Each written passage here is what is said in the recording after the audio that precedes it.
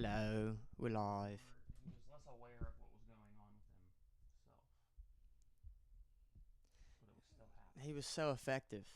We're talking about Jim Carrey. Jim Carrey in his youth was incredibly effective at captivating. He's a master of persona. Facts. He's really good with persona, and he's really good with energy. He can adopt another person's persona. Yeah, he's really good Easily. at acting. Yes. And it's not. He is fooling even himself. Yeah. It's like a fucking mental illness. He will think he is that person. Fair. That's scary. I wish people could hear you. That is Carrie. Yeah, very Jim Carrey. Well, we're partly set up for you guys. We're mainly just goofing off on matter of fact at the moment. Little bit of goofing, little bit of geefing. What are ethics, which we can define? We're talking about ethics today. We'll be saying that again whenever the show gets started, but for now, I'm empathizing with the crowd. I realize that it's 10 o'clock. Oh, Seth A.M. is live. Bruv. Seth A.M. is live. How do you apply ethics to your life? And then let me come up with one question. Can you make sure... Oh, I'm sorry, you're about to write more? No, Oh, fair. Can you see... I'm going to keep these over here just in case.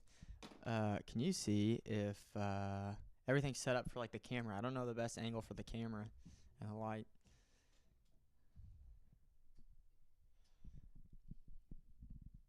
First of all, Oh, I could close that. Jeez.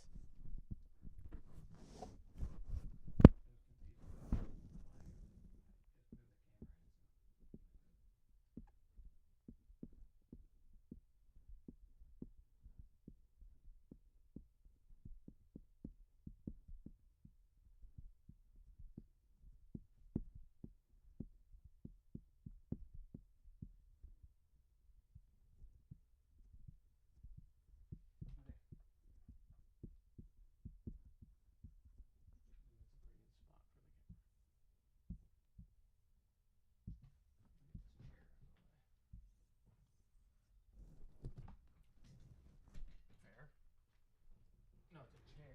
Oh, yes, true. Oh, Jim Carrey. Now, how's this? Now, this is ugly. Yeah, I agree. Get this shit out of here. Ugly ass fuck. Ass fuck? Could you imagine an ugly ass fucking? Sure, I'm sure at least half of asses would be ugly to fuck. Yeah, probably. Matter of fact.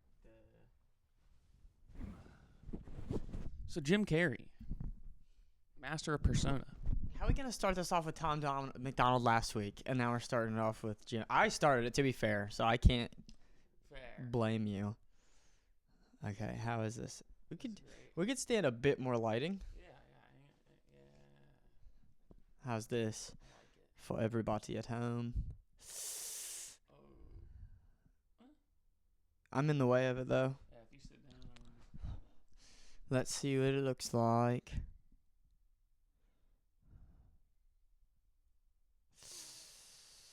It looks bad, bro. It's like dark. If you put it behind the ottoman here. What? If we stick it directly in front of us. The camera? The light. Oh. Like, go behind the ottoman. As I sit on my ass and do nothing. No, you're good. And then just kind of point it straight this way. There's a spider on this bad boy. Nice. He knows what's up. I'm just surrounded by all kinds of life. Point it straight at us? No, I would point it straight up, if anything.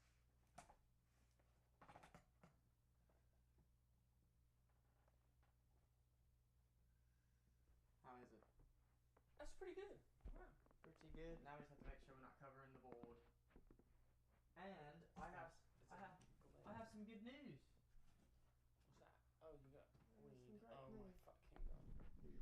Oh my God, David. Damn it, brother. Glaire's pissing me off. Yeah. It's a matter of fact that it needs to be pointed away. I'm gonna put this here. Alrighty. Welcome. Welcome. It's incredible. Pre-show is over. Yeah, it's like 5 minutes. And we're going with the para show. I'm gonna make sure that I have this shit pulled up. I don't know if we're going to have a post-show, but we've got the pre-show out of the way. We're getting on with the para show.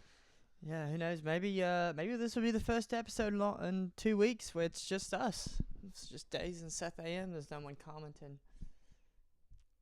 giving their feedback. I just got what you meant. I was like, it's always It's just me what and do you mean? Well, me and you. This is our podcast. What's matter of fact talking about today? All right, we're going with ethics. Now, why did we choose ethics? We chose ethics based on responses from comments on our last podcast. First time. Yeah. And during that podcast, we were discussing archetypes. We had a fantastic conversation between ourselves and commenters, and it was very enjoyable. I agree. It was my favorite episode for sure. Yeah, we definitely appreciate when viewers are getting involved and joining the conversation and just getting the value out of what we're trying to do here. So, ethics came up as the topic for this episode. The duality between good and evil is really what we were talking about. I'm going to define ethics real quick. You can keep talking. I will find it and put it on the board. If you're asking me what ethics are before it's being defined, here's how I would define it. It is morality and practice. It is the acts that people choose based on their moral Their conscience drives. Yes. Ethics is a branch of philosophy that deals with moral principles, determining what is right and wrong, good and bad in human actions. It's like a 3-paragraph Definition. Yeah. Damn. I'm just going to say ethics deals with moral principles and determining what is right and wrong.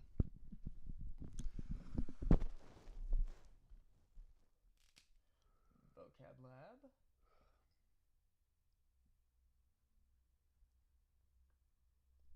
Pow. Yeah.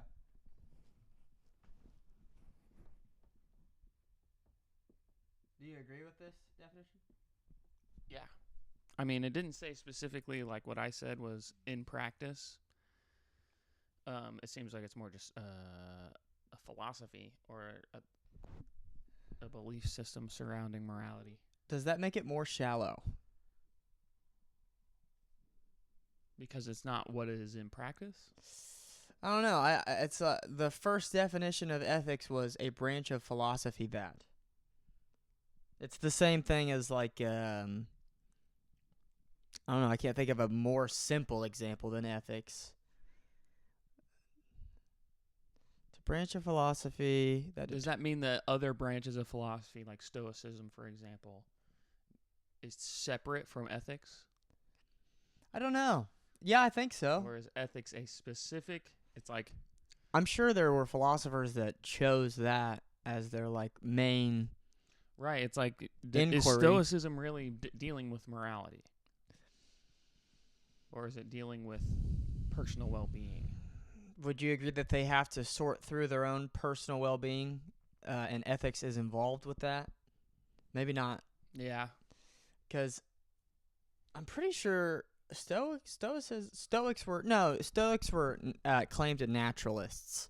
Right, and they're not deciding their actions based on how they're affecting others or what's good or bad or right or wrong. It's more like what is going to get them the most of what they want. Is it utilitarian? Yeah, absolutely. It's like, oh, I'm going to follow this life path because it is the least suffering I could possibly experience, as an example. That's what they believe, at least. Fair. That the more they try to act out against the things they hate in their life, the more they're just giving energy to it. Stoicism would say, when somebody smacks you in the face, not even to turn the other cheek, but to just act like it didn't bother you. Mm-hmm. or to genuinely be, to find the part of you that is unbothered by it. Fair. It's like, oh, okay, this person smacked me in the face. They're upset. That's because they're a human being. I'm a human being. I'm a human being. I can understand. Okay. I'm not offended. Mm-hmm. I get it. So it's like stoicism is the least amount of negative emotion possible. It's almost like that's what you're trying to achieve. Not even rejecting emotion, but just not acting at all on any emotion. Yeah, it's like anger and excitement are just emotions, and they're deceitful. Right. Like somebody smacks you in the face. If you do anything back, it's not stoicism. Even turning the other cheek in a way is an act. What, it's making a decision? Yeah, you've changed what you were going to do because you smack. But stoicism would say, get smacked in the face, and then literally it's like you're oblivious to it. Someone smacks somebody, they just turn to dust. It's like, I just go back to making my coffee or whatever it was I was doing. I'm just not even... I want to look more into stoicism, especially in regards to ethics, because stoicism was one of the first branch of... We should do stoicism as an episode. That would test me. Yeah, that would make me... We could do several branches of philosophy. Yeah, we could do stoicism. We could do my personal favorite, existentialism. We could do a bunch. This kind of goes into the next question, because the way I see all the different branches of philosophy, it's like a lot of people see them as a very distinct way of life, and you pick one and you go with it, and it influences every action you take. And I see each branch more as a tool, and I think stoicism is a tool that I can tap into. It's a part of my mind. When they're saying to be stoic, when the Stoic philosophers are pointing out, hey, here's what you should do if someone smacks you in the face. You should just do nothing. They're actually discovering... I don't know if that's actually what they would say. Maybe some of them. Right. But I can't argue that some of them probably would. It's just an example, and the point I'm trying to make is that they are pointing out something that already exists.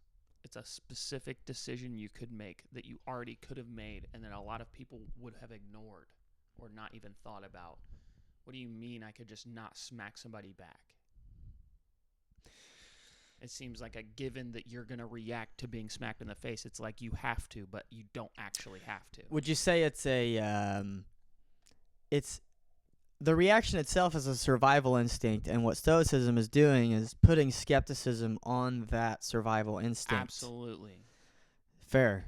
And what I'm getting at is that Stoicism then becomes a tool in our arsenal of reactions that we already had. We possessed it even from the beginning of humanity. They possessed the ability to not react. It is something we already possessed. So the Stoics only were discovering an ability humans already had. True, and also it's like against their wiring. Now, Yes. obviously, with the point that you just made, it's a different type of wiring. Yeah. But it has to disregard a different level of impulse. And that's what any branch of philosophy is doing.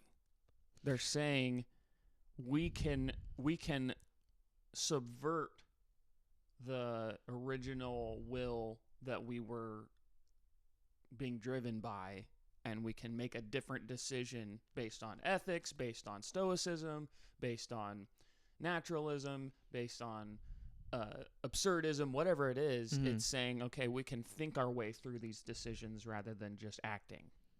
And so they become tools in our arsenal. And and it's us really just discovering how vast the number of decisions we have are. And I think that's the value in philosophy, is really studying and then we've just categorized, well, if you make this specific decision, we're going to put it in this stoicism box. But if you make this decision, we're going to put it in the absurdism box. And maybe some decisions cross over, but either way, we're just deciding, the branches of philosophy are categorizing what decisions we make. What do you think about this quote in that context? It's not about what you do, it's about how you do it.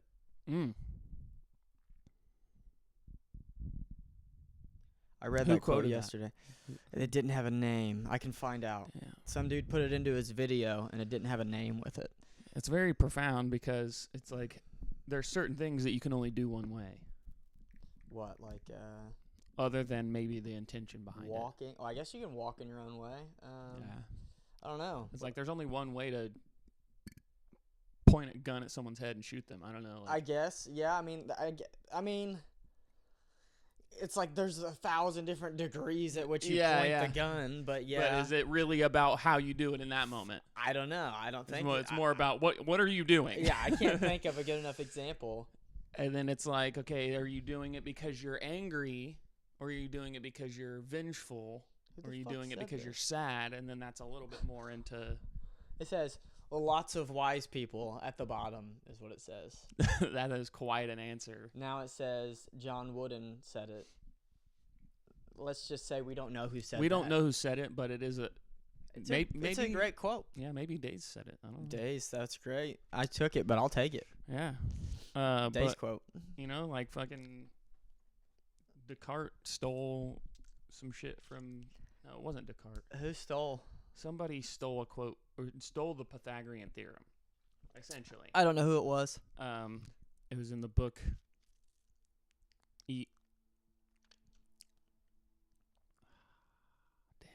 I want to answer what I think ethics are. We should get to that. The fact that the first sentence it said was a branch of philosophy makes sense. I guess I just never thought about it just being a branch of philosophy. I hate saying just because everything is philosophy. If you boil it down to its core, everything has a perspective. Mm-hmm. And I believe philosophy is perspective. I think it's inseparable.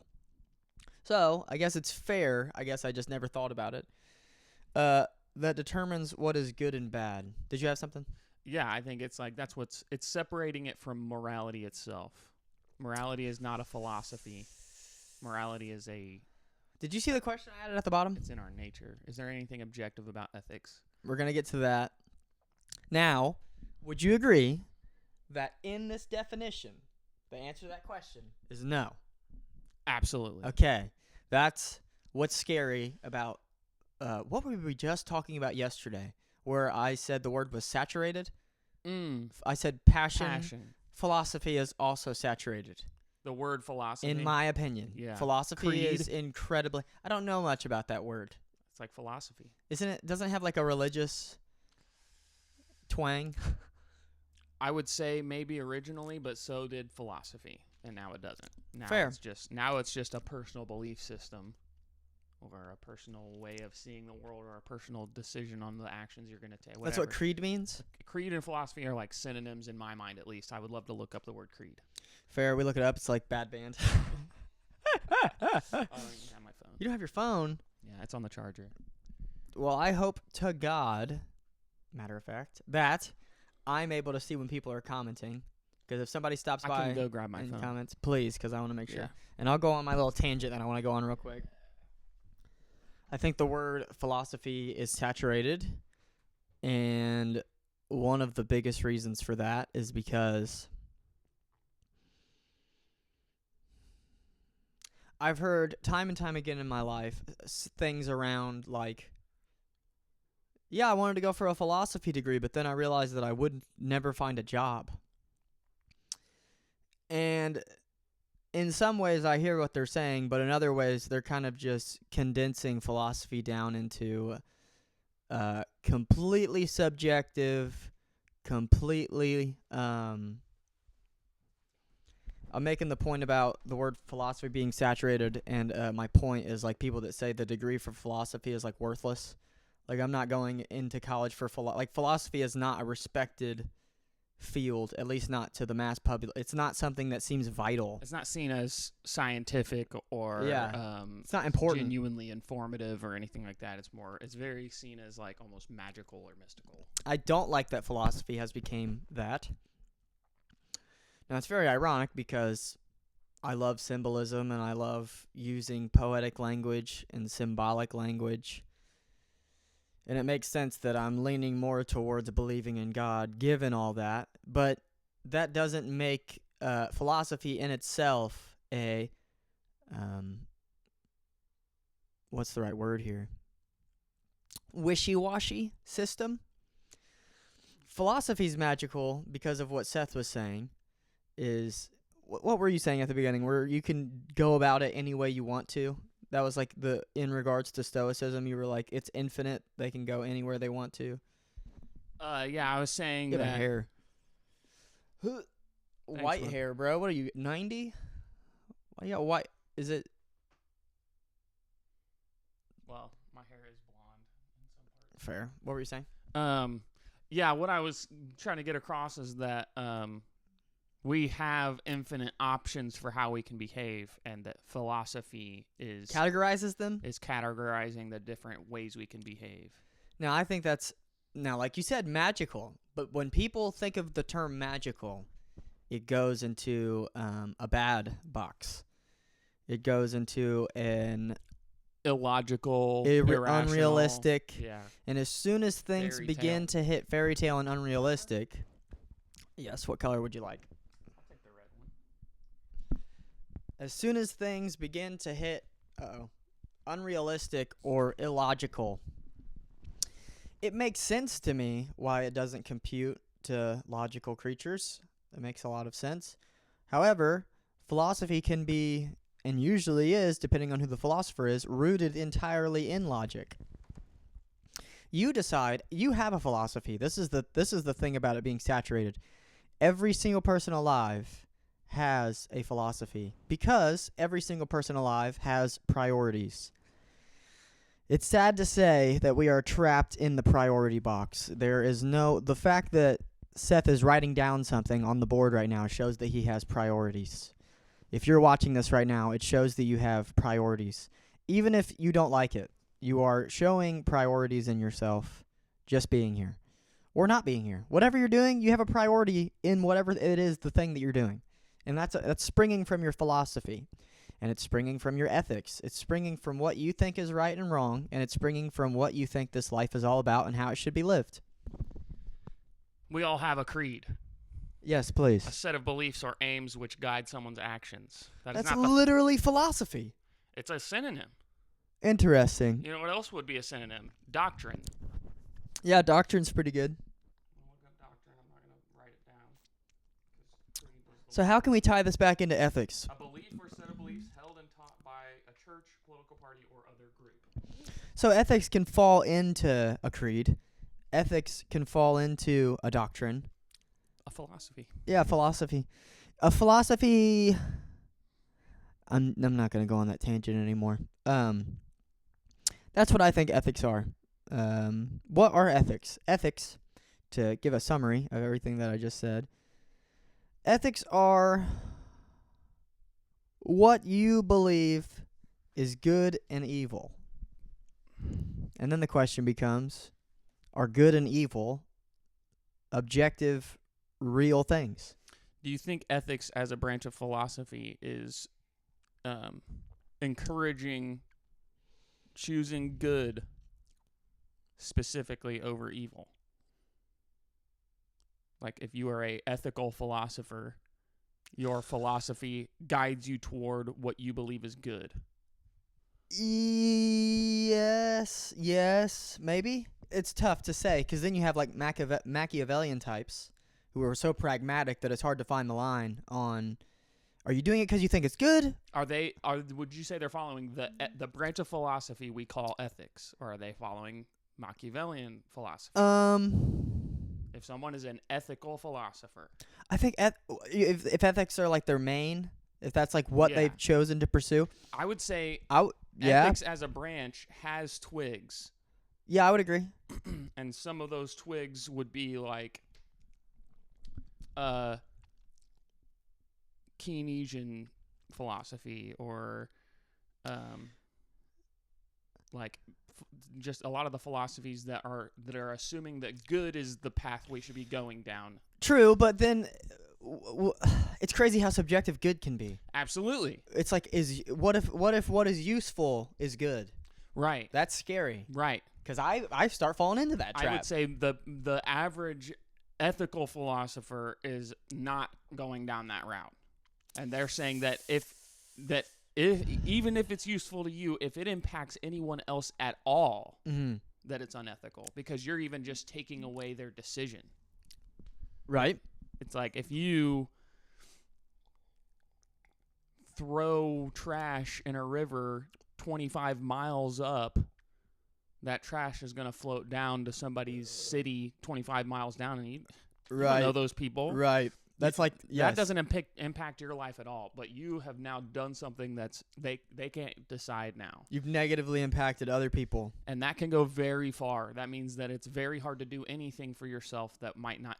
And it's like, if it's immoral to even kind of impact someone, it might not even impact them negatively, but it impacted them outside their own consent or decision, then you're immoral. And it's like, now no one can, we all have to sit inside a cage because we can't do anything to each other. Ethics are very... Can you pull up the stream, please, just in case somebody starts commenting? Ethics are tricky because it's a branch of philosophy. So it can be pointed in almost any direction. So it's like, imagine the tyranny of Orthodox Christian societies in the past.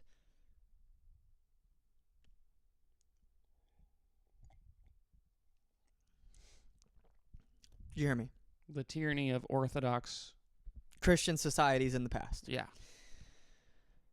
So, someone to combat that lifestyle, especially if they're forced into it.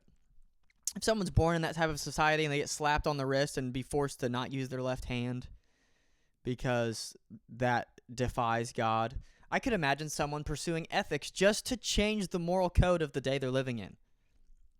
Do you understand where I'm getting at? Yeah. So maybe, think about this. Cliff says this. Cliff says, if there is no God, evil ultimately wins. What do you think about that quote? Who said that? Cliff. I don't agree. Now, do you understand the argument? Honestly, hardly at all. You don't understand the argument? I don't understand how either side wins, in particular if the world is just natural and not supernaturally created in some way. I don't understand it. If good and evil, we have seen that it exists in this world, and then we find out, oh, it just existed. There was no God that made it. It's just good and evil exist in this world, and we've determined that. Then good and evil both win. They're both still here. So what he's saying is, if no matter what you do in your life, you get the same outcome, no matter what. If you die, you stop existing. That's it. What the point that he's trying to make is, good and evil are one and the same. Oh, somebody commented. She's messaging me. Oh, they're watching on Facebook. Yeah, I sent her the link. Good and evil are the same, huh? One and the same. They are the united entity. Everything works in duality. Everything is equivalent exchange. If you're talking about objective laws of nature, sure. Anyway, his argument is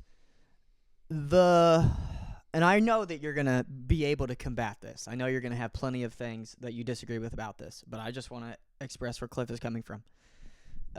He's saying the rapist murderer can rape and murder, and there is no repercussions. There's no repercussions, but it's scary to say that out loud because that's to imply, and I don't believe this, but it is to imply that Cliff only abides by a moral code because it's useful. Right. It also is like, okay, now anyone who saves someone from being raped doesn't get any kind of reward. Yeah, unless society rewards him, that's it. That's the only tangible good. I genuinely see that as more ethical, more moral. Of course, because there's no incentive. You're doing it, and that's the thing is, if none of us had any idea of the incentive, would anybody be saving anyone from anything? I don't know. If people know, if we found out for a fact there's no heaven, you are on YouTube? Yeah, we're on YouTube. Oh wait, we're not streaming on YouTube right now. We're not. Yeah, we're not streaming right now on YouTube. Dude, here, you're talking. I can put the What's the YouTube link? I'll put it in there. Okay. So I love that I'm not getting 777. Mm-hmm. Nice. We like that. We love that. Yeah, we love to see You prove repeating everything numbers. about our philosophy whenever you have names like that. But yeah, it's like if we had no indication of reward, and would anybody be saving anyone from anything? And it's hard to know because we've convinced the whole world that doing good has a reward. Do you think that's because if we didn't do that, evil would naturally be the result?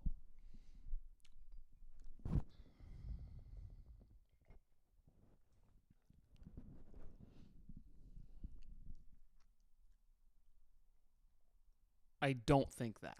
I can see why it would. I can see why that conclusion could be possible.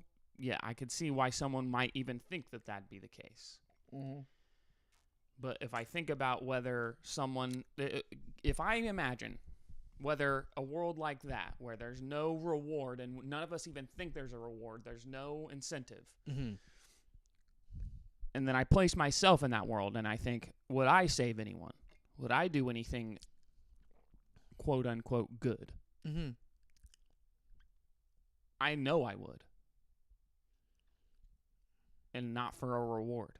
I don't currently operate under the assumption that a reward exists. I don't believe in heaven.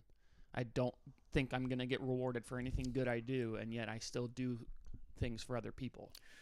Well, I have to be incredibly honest with myself. There were times in my childhood where I did good things just because it felt good. It feels good to do something good, and that sounds like an incentive. But that is a reward, yeah. But to be fair, I was just abiding by this impulse, and then I was gratified after the impulse. So I was following something. It's you. I was following something that I didn't know exactly what I was doing, but then after the fact, I was like, oh, okay, this feels good. But also, I was taught and conditioned to be terrified of evil, or at least what we have come to conclude that evil is. Right. So, of course, it's so easy for me to sit here at my 24-year-old self after I've already been conditioned through the society to say that I would do predominantly good. But if I'm going to be completely honest with myself, if I was born in a different time period or a different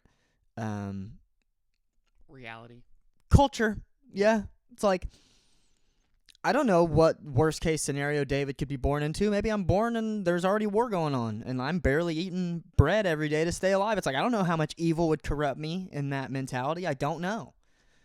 I really don't. Fair. I genuinely don't know how much evil would corrupt me, but I also think that this is where I think when I said that both would win, what I mean by that is if there is no God, we still made God up. Mm-hmm. If there isn't any God, then there isn't any genuine. That's just okay. If there isn't any God, then there isn't any genuine reason why we invented an incentive in our mind. We invented the incentive for some reason. And if God doesn't really exist, then we invented that incentive just for its utility. Of God? The utility of an incentive. What does an incentive give us? It gives us a reason to do good. Yeah. But what if we made it up, and I believe we most likely did, well, that means we decided to give ourselves a reason to do good. In a world where good and evil aren't real, there is no actual morality. It's all just naturalism. And we invented a reason for ourselves to do good in that environment. Mm-hmm. Thus, it is in our nature to do good and to do evil. Okay, now why? Why? Why did we... It sounds like how you're framing it, need would be an accurate word. Maybe need, but I think more along the lines of it was useful. Fair. I guess... Would... Okay, here we go. Here's an interesting question. What is the incentive to do good, and what is the incentive to do evil? It depends on if you're asking if it's a real incentive or not. The incentive to do good or evil honestly, evil's way more objective. The incentive to do evil is for selfish utilitarian gain. You know what made Andrew, since the exact words you just said are going to be perfect for this. You know what made Andrew Tate start believing in a God? We've talked about this before. I can't remember specifically. I don't think I've ever said exactly this line, but he said, the devil definitely exists. So that means I have to believe in a God. Was like his evil is so concretely, tangibly real to the scariest degree. That means good to the most profound degree also exists. To Tate, anyway. Yeah. And that's what Tate said. And what is really good and what is really evil? Is it evil for a lion to attack and kill a gazelle and eat it and end its life? No. It's utilitarian. Very. So utilitarian is our reality, and it does exist, definitely. And he might be calling that the devil. I don't know that there's an entity tempting us to do utilitarian things. It's more, I'm hungry. I'm thirsty. Well, what's the most evil thing you can think of? Killing for sport. Killing for sport is pretty good. And it sucks, too, because I would hunt and I would fish. To eat or for sport? Oh, probably to eat. Would you kill something just to know you were stronger? I've fished for sport. Did you kill it? No, I didn't kill it. I have fished for sport, and I never killed it, but I definitely see it's like one tick on the immorality scale on hunting for sport and killing for sport. It's like, I didn't kill it, but I could have. And I was just proving that I'm stronger than this fish, and I can trick it into getting onto my hook and reel it in, and it can be completely subjected to my will. When I was a kid, I would kill insects, and very unconsciously, probably to prove that I was stronger than them, if I'm being very I've killed insects. Unconscious about it. Just like deliberately killed them. Yeah, just picked it up and just squashed it. Like, wow, this thing is fucking puny and fragile. It's crazy we exist in the same realm. Can you imagine if humans existed in a realm where there's things that are 100 million times larger and could just crush us between its two fingers? That'd be fucking petrifying. When you imagine that, you think, how could humans even survive? Yet ants survive here. Right. There's so fucking many of them. We would hope that those giant people would have some level of ethics to not feel like it's okay to squash us. Right. That reminds me of like a poem about the crime of being small. That's a very rhetorical. Yes. Very rhetorical. Yes. Dude, you want to hear something very rhetorical that I wrote down the other day? I said, how would I not stand on the backs of the great past? They've given me such a head start. There's no such thing as a head start. I have the exact same amount of time as they had. I was born at the time that I was born. It's just that they gave you a foundation to work on, that they've discovered things that you can take for granted now. Right. It's like gravity. I didn't have to experience an apple falling on my head or falling on the ground, and then me being like, what is this process? Why does this always happen? I'm going to put this out for now. Fair. But, yeah, it's like there's all kinds of landscapes that have already been very saturated. Sought. Yeah. Saturated's a good word. That's why I like to learn it. It's like when I hear people talk about the world of forms, I'm like, okay, cool. And I'd only heard this a couple times before I was like, okay, who's Plato? Because that's ultimately what I'm trying to do. It's like the Socratic method. When I hear the Socratic method, the question that comes to my head, as long as I know who it is who is Socrates? I want to go to the root. I want to go to where it was established.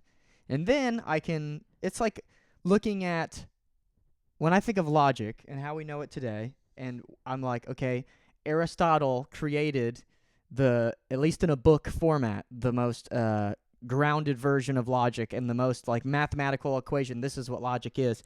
And then we use that for like over 1,000 years. Do you think he created it, or do you think he discovered it? That's a good point. I think all of any philosopher, including Socrates, has ever done is discover things. Fair. They're observing humanity, and they're finding things inside of humanity that we didn't know about before. It's like when Christopher Columbus sails across the ocean and discovers the continent of America that Europe didn't know about for 1,000,000 years. Does that mean America wasn't there? No. America was there. Logic and ethics and morality are all already there, and we're just discovering very fine lines about it. Now, given what you just said, Mm-hmm. there's a question. Is there a best ethical code? Can you discover that? Is that just waiting under the ground for us to shovel up? Maybe.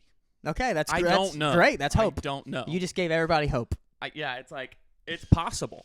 Right. But even if it's there, and even if we find it, Mm-hmm. is it possible for us to know for sure? No, I don't think so. We can't even know for sure that the continent of America is really here. This might be a simulation. Dude, just for 1 second, unless you have any remarks about ethics before I do this. Because what I'm going to do is I'm going to grab the writing I said I was going to read to you. I'm down. I'm going to read it Please. here. Okay. It's like 3 pages. I'm going to try to read it concisely and quickly.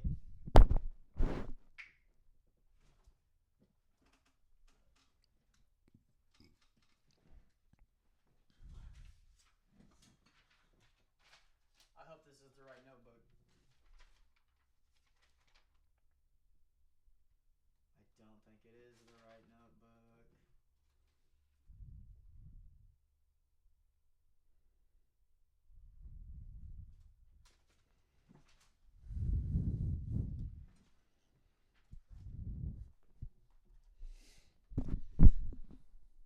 Let's see if I can find it. The reason that you made me think about that was because of what you had just said. You made the point about, okay, the continent was already there before Christopher Columbus stumbled upon it. Mm-hmm. I'm like, okay, that's a cool idiom, stumbled upon, because, okay, Aristotle stumbled upon logic.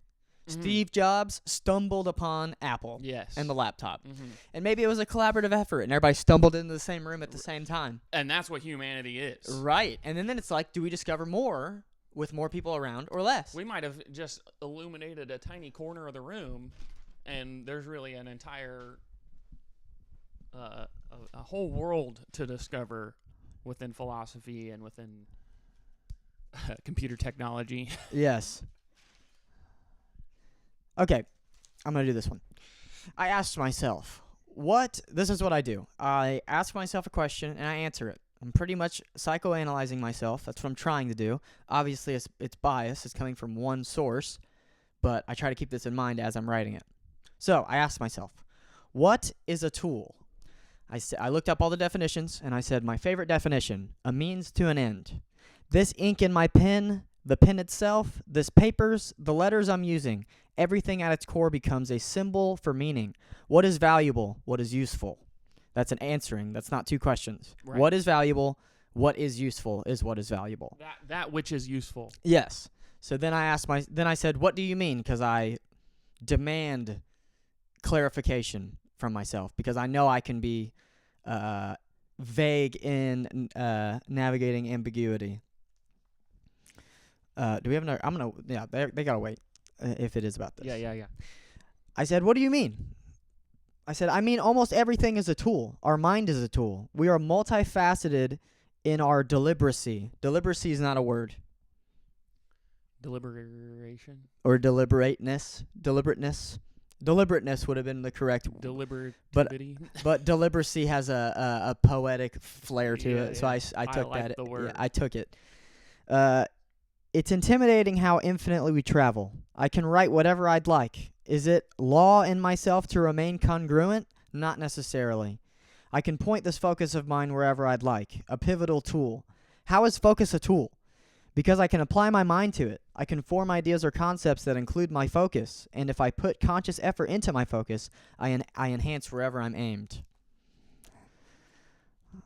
I'll paint out what I mean. I've been writing for 4 years and 4 months. It was the use of my will and focus as tools for this daily practice to be established. Now that it has long been established, I have grown in this field with understanding and practices. What does it mean to grow in practice? When it feels less like discipline and more like purpose. I thought you would like that. I'm responding. I know, I'm waiting. Somebody's watching our podcast. I love that. Thank you. I invited them. What does it mean to grow in practice? When it feels less like discipline and more like purpose. Discipline and purpose are certainly holding hands, but there's a different cadence. Oh, yeah. Practice is definitely a skill, and just like any skill, it's measured by the variables you can look at how often you Jesus Christ. It's measured by the variables. That's a sentence. I thought it was a comma. You can look at how often you practice, how much output you get, or what you give the most attention to in said practice. What we measure is preference, but you could throw any fixation into your practice and learn something new about it. It's intimidating to consider what this really means. How crafty can I become with my creative process? How could I make rules or even remove some that have already been conditioned into me? Of course, this means I do whatever I want. It's a heavy weight to carry, but I'll allow it. So far, I've been giving myself challenges like attempting to only use one-word adjectives to assess specific characters. I've most recently done Steve Jobs. It's a specific exercise that I enjoy doing. This is only one example. I can go anywhere. What if in this exercise, I were only allowed to use words that start with the letter E? I can set a word count limit, create my own words, ask myself questions, question the questioner. Who is me? And it continues forever. This is a powerful realization. My aim here is efficiency for ability. I register that this is in context to the practice of writing, but it extends to any practice, like ethics. That's what made me talk about this. I want to go about it in my own unique way, capitalizing on my faculties. And then I put lists of goals in forms of a question. These are the questions that come to me when I try to change how I practice. And this is what I would do with ethics. I assess, what character do I want to be? What would I like my identity to be with ethics? So it's a very conscious pursuit. How articulate can I become? These are questions in regards to my writing practice. How intelligent can I become? What are the lengths in my character? Can I become braver through word? Can I find more of myself through word? Does daily practice hold worlds of mystery? Will I become a master of the word? Do I know what I'm doing? Will I progress? Will I achieve what I've always sought after? Light. And ethics are like that. When I'm discovering my philosophy, I am choosing what I think is good, and in that context, what is real. So I make an objective stance, which we have agreed on extensively, that health should be pursued. Yes. No matter what. If it is in the cards, you should exercise that card. Define should. Duty. So it's moral. It's morally right for you to treat your body. Who do you owe it to? Yourself. That's where I struggle with that mentality. How come? Because it requires... Knowledge? No. Oh. It requires that there is some amount of objective morality that you could even actually owe anything to anyone. Because if we're sitting here talking about utility, health has utility.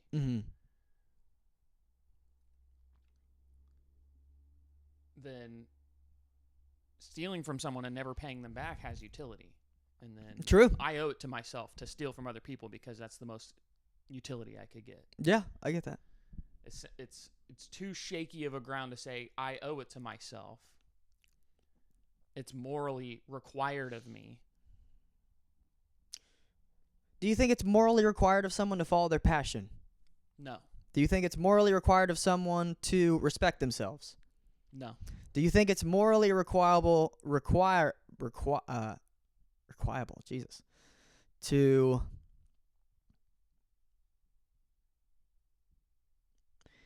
live the life that you want to live. No. Okay, I disagree. I don't think it's a moral basis for the reason that they should do it. The reason that they should, quote unquote, should do it is more to their benefit than anything. And it's not that they owe it to themselves. It is just simply that they would benefit.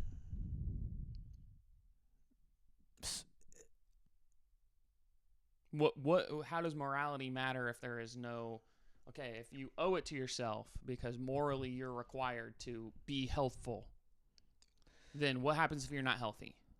Lower quality of life. And then you die. Sure. But you also, in a way, had a higher quality of life. How so? Because you got to do all the things that weren't healthful that you got to enjoy.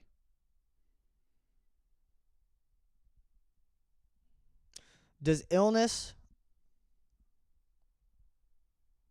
what's the right word here? Influence depression? Absolutely. Does illness influence nihilism?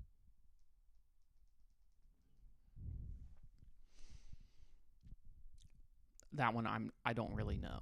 Maybe. I think a healthy person could see the world as meaningless. Fair. I'm not saying that it couldn't, but I guess, and this is an assumption, but if I were to guess, a person who is in a lower quality of life based on their health is more likely to be convinced by nihilism. That makes sense to me. Okay. So, I am convinced you're unconscious. Now, not everybody can just decrypt. I can't even do it. But I'm at least trying to attune myself to the tone that it is screeching in. To put it in an analogy. That's a great analogy. Screeching. Screeching. It's very faint. But there is something in you communicating something. And I believe this is in everyone. Mm-hmm. I believe it is biologically. I would agree. Because I believe everybody has a survival impulse. Absolutely. Every single person has a survival impulse. I believe, as long as it's in the cards,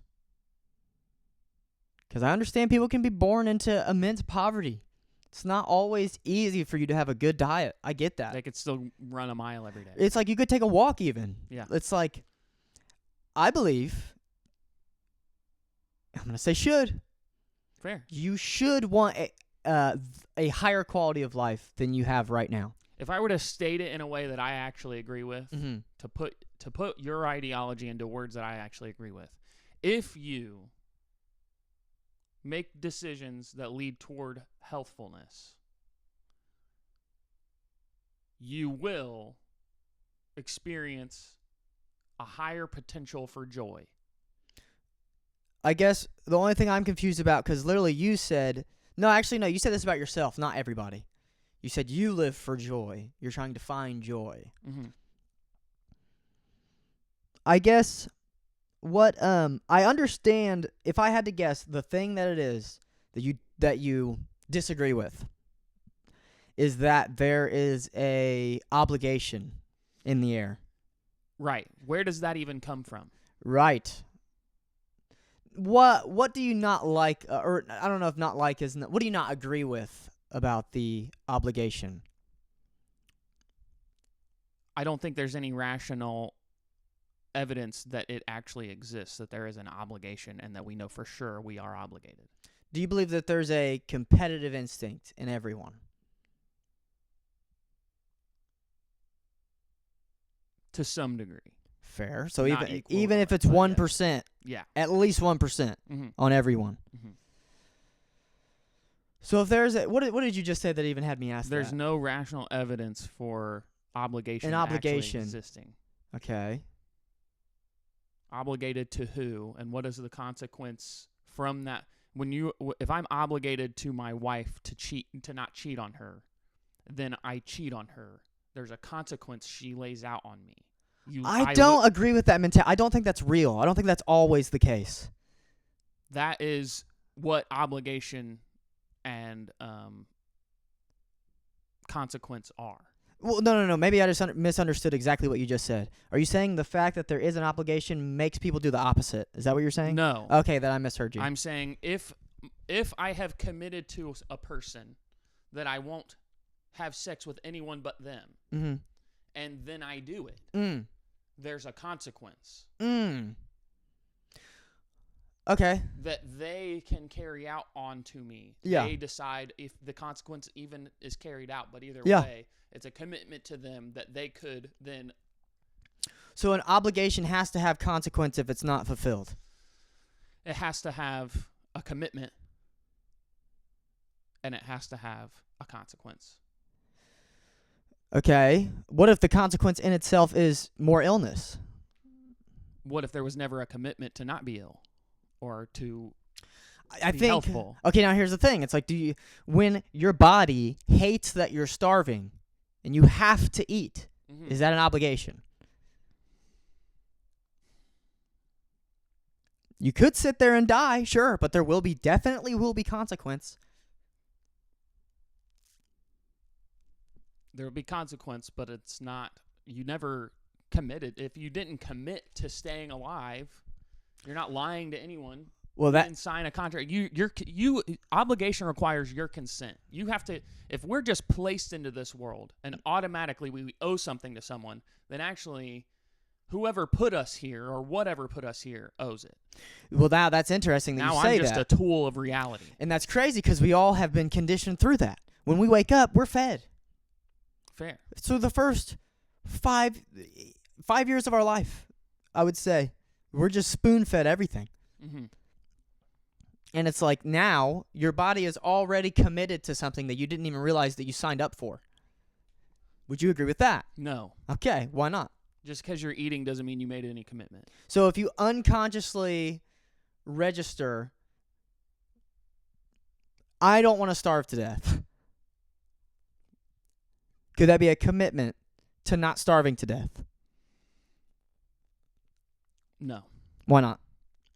Because you never chose to be placed under the condition that if you don't eat, you'll starve to death. I don't think that's... We did not consent to being alive. But I don't think that changes the fact that you are there now. But it does change whether there's any obligation. Yes, we are here, but no, we are not obligated to stay here. We're not obligated to do any specific thing while we're here. There's no obligation because we did not consent to even being in these conditions. If anything, the moment obligation, we acknowledge that obligation is real. We also have to acknowledge that our existence is immoral. How? Because we didn't consent. So not consenting is immoral. Like objectively immoral? A lack of consent is objectively immoral. Okay. Given that the only thing I can do is give an example. If you raise a bunch of chickens from eggs and you have a coop full of chickens, and then you don't feed them and they don't eat, whose fault is it? Say that. I was listening to everything until the end. I'm sorry.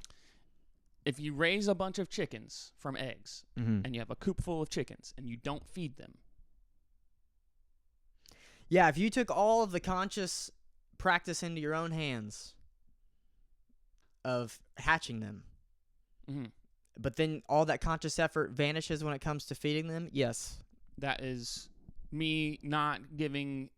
That is a commitment I made, consciously or not. That sounds very... And I did not feed them. And then they might even kill themselves. They'll kill each other to eat. Because a chicken will eat meat. If it needs to eat to survive, it will kill another chicken and eat it. So now killing is happening, and it's all on the creator.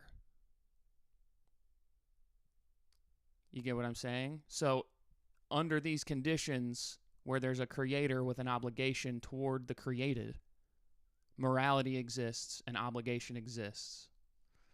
And the obligated is the creator, not the created. Now, the reason that he is obligated is because he went through the entire process, right, up to that point of making sure these things were hatched in his own hands in the space that he chose, right? He initiated their existence. Right, by following through the process. Right. And making sure that he got what he wanted of the end, their existence. Right. The fact that they now they exist. Right. And they wouldn't have without him. Now they're here, and now they need things. Mm-hmm. This thing that you brought to life right. is now in need right. and could suffer if you don't right. step in. Right. And then you decide not to step in. Right. So now the obligated is the creator, not the created. So I did not initiate my existence. I am simply the created. What I do is on the creator. I am a product of their actions, not my own. And that is under the assumption that a creator exists. Right. Under the assumption that no creator exists and there is no objective morality. You're still created. You're created, but there's no objective morality. So obligation can't exist. Objective morality is Right. I understand your argument, I believe. Your argument sounds very scientific. My argument sounds very existential. I mean, it's very existential to say that whoever created me is responsible for my actions. I would say that you don't agree with that, though. Because I don't believe someone created me. Because I think that you think that if that were the case, it would almost hurt you more. I just don't see the rationality behind it. It doesn't make sense. But it also, you, at least from how I've heard you talk on these subjects, there is an emphasis in you on what we're subjected to, and how that is unfair. And if you were in charge, it would not be this way. And the main reason I point that out is to get across the concept that when none of us consented to this. It'd be altogether different if before I came into being, I was given a contract that said, hey, you're going to get the opportunity to be alive. What if you did, but you don't remember it? Well, fair, but Right. It's like, what can you do with that? I can't prove that that's true or not. The evidence to me is that it's not true because I remember. Yeah, being 5. Yeah, it's like, I don't know. Like, and then also, why would. Is it possible to write a contract with somebody and get them to sign it? And they signed it, so they have an obligation to this contract, but the contract has terms that were immoral to begin with.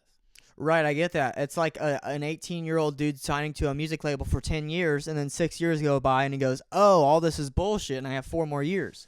And some of the terms in there, even if they agreed to them, they truly were immoral terms that no one should be even allowed to agree with. It was from their own ignorance that led them there. So if I signed a contract before I existed with terms saying that I'd forget the contract itself, that's an immoral term. That's not something that could be in a contract that is morally upholdable. Well, hold on. I want to go back to this topic because this is perfect for ethics. We're putting a huge difference in our ethics. And this is mainly personal ethics, right? Yeah. But in debate, I'm going to try to bring this out of people, and I know sure. and I know that you see it in me. Mm-hmm. And I know that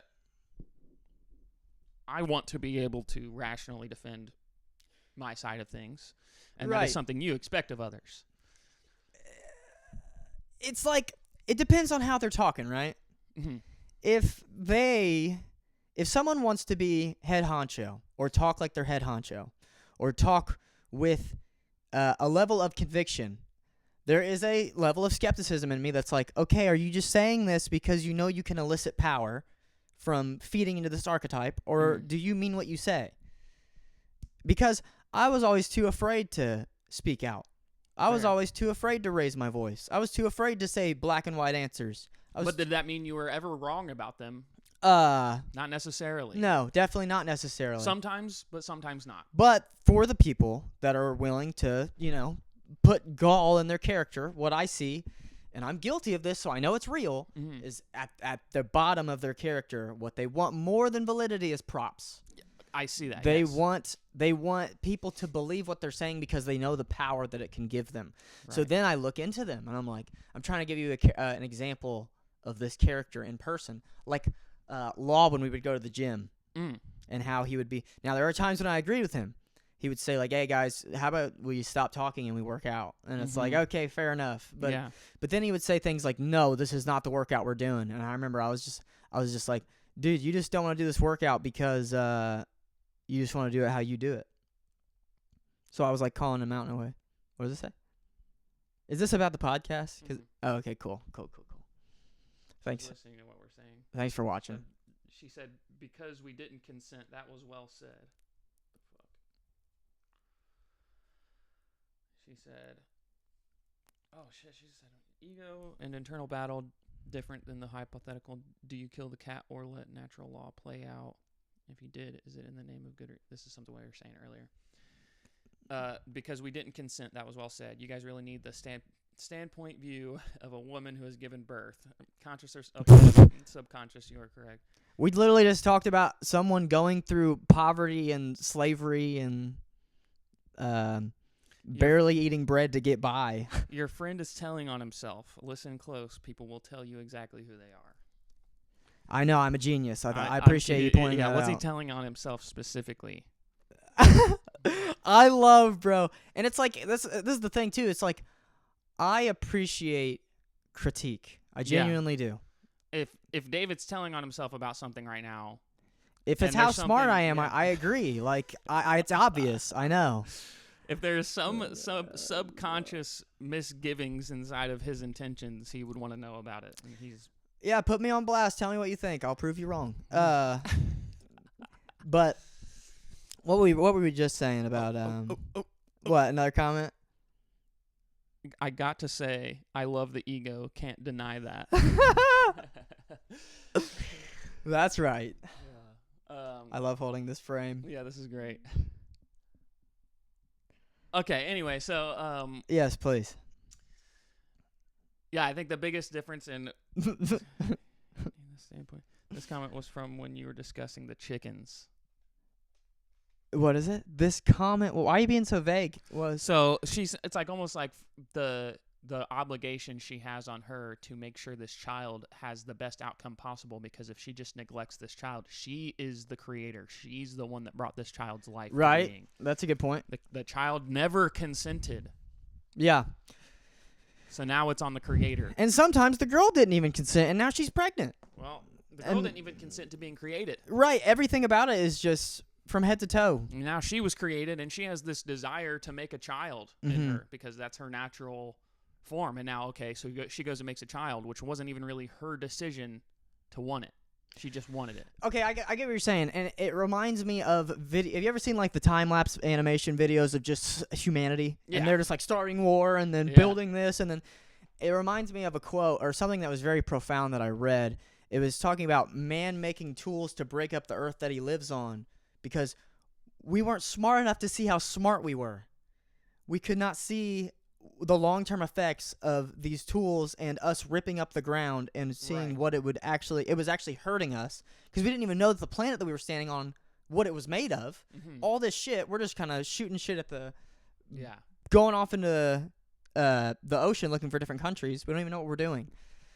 But I understand what you're saying in that aspect where it's like we're kind of just being pulled along by a game that's already been set up for us. Right. We're following a path that was set forth. Now, the ethical question becomes, what do you do with that knowledge? It tells me that the question of morality and the question of whether God exists or not is less relevant. I think it's something that has had a lot of relevance placed on it for a very long time, trying to come up with the ultimate philosophy, the ultimate creed. Mm-hmm. And when we have delved down the path of morality, we come to the reality of consent. And then when we come to the reality of consent through philosophy, we're like, okay, if someone didn't even sign up for this, then how can it possibly be moral to subject them to it? Then we realize if we go down the logical path of morality, we come to the conclusion that our existence is immoral. Nothing we do could be moral because it is inside of an existence that was not consented to, and all actions we take are within a realm of immorality.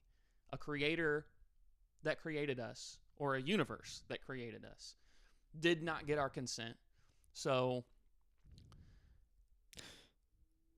to search for the most moral way of being and to place an obligation on ourselves to be moral steps outside the reality of the life we're living.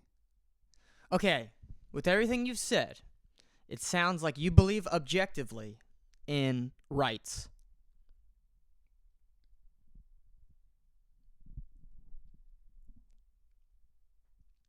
Which rights?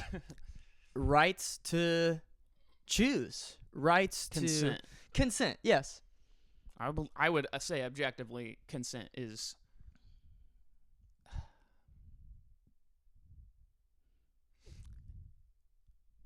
in reality.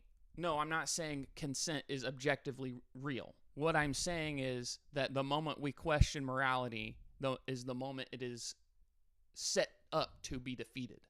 Well, that's the thing. It's If morality exists, then yes, consent exists, and thus morality doesn't exist. well, if morality exists, rights exist. Right, such as consent. Consenting. And Yes. then the concept of consent even coming forth from studying morality.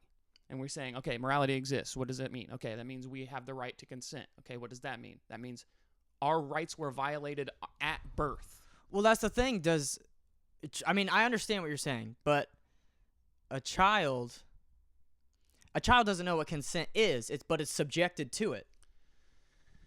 And our society right now is doing everything it can to try to not subject children to non-consensual actions. Right? Their birth itself was not consensual. Right. So it's like, yeah, you're right. We're in a world where, and it gets worse too. It's like sometimes kids come out with cancer. It's like that's just the world we're in. Right. Like sometimes horrible. Sometimes a kid is born and then their mom dies of cancer right after, and then they live a both life without their mom. And it's like None of us signed up for this. I understand. It's like if you could, I keep saying I fucking understand, bro. How about I just talk? If if a kid or a person looks at life and is honest with themselves in all of these ways, it looks like an immoral world. Yeah. Because if a kid could get a checkbox of both happy parents in their house, fed regularly, like all these things, they would tick all these boxes, I imagine. And it's like the fact that less than half of the kids are getting stuff like this. Mm-hmm. It's hard to not be resentful towards a world like that. And to even not come at it from a perspective of resentment, it is more the logic of this world is that it is not actual, that morality, that good and evil are not real. Would you agree that you have to the average person sorts through an emotional baggage when they make that realization? Absolutely. There's like this it's an expectation. Yes. It's like this isn't good enough. And it's like that's fine. That's not what it's cope. Cope is great. Good and evil is cope. That's what Nietzsche was convinced of. Right. Also, is there more comments? And it's funny, she's just messaging me on Facebook Messenger, and she should be commenting on the video so we get engagement. This also comes down to natural law, nature versus nurture. There's something biologically programmed into us and our genetics that make us want to reproduce, and we have the choice as the creator to do so. We're not do so. The repercussions don't necessarily have that choice.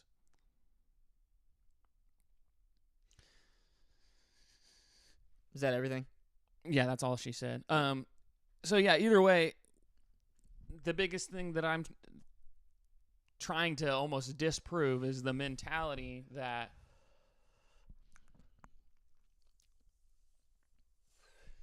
good and evil are real, And I'm more trying to emphasize the reality that good and evil are just useful. Because the reality of the world I see around me is that the child who doesn't have the best parents does not have the most useful parents. Mm. And that we don't have a moral obligation to do what is best for anyone. We have a utilitarian obligation, in a way, to fulfill a need. Now, it comes down to the life that you want to live, which is why philosophy is important. Belief is tricky territory. Can we agree on that? Absolutely. Belief is very intimidating. Because when I form a belief, it shapes everything that I do. There's a belief that me and Seth both hold that inclines us to make matter of fact. Me and Seth believe things about ourselves, believe things about the world, and it makes us act differently in our day-to-day lives. It inspires me to find the source of my belief, and why am I even a creature that has beliefs, and it makes me want to dive in and study reality itself and human beings. That's all I've been doing. And it's like it's kind of relatable too. I refer it back to the fact that having comments every episode is sick. People just love watching us. They certainly do. And they get very interested in what we're saying. That's she right. She told us to talk about Carl Jung earlier. Oh, Carl Jung. I love Carl Jung. Yeah. Carl Jung is sick. If you're still here and you double down on that, gladly. Yeah. Okay. We're going to go on to the other side of the conversation because you said that we have an obligation to be healthy. I think obligation is ego. Fair.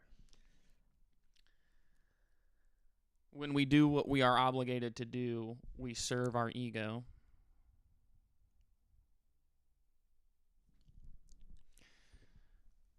I would get on Twitch and comment for your podcast to get engagement, but I would like to remain anonymous in my identity. Fair. I don't know if you have an account. If you make one, you can just make it like XX375XX with no profile picture.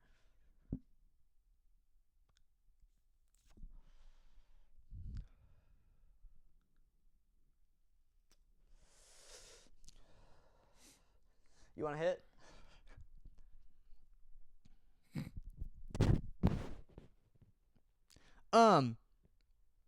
Before you go on that, because you're saying obligation is ego. I don't necessarily disagree. I understand. I get what you're saying.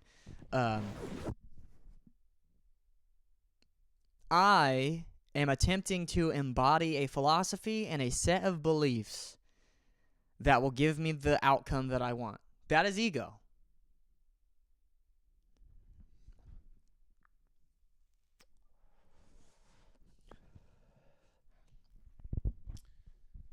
I'm so sorry. You're fine. I am following a philosophy and a set of beliefs to get a desired outcome. That is ego.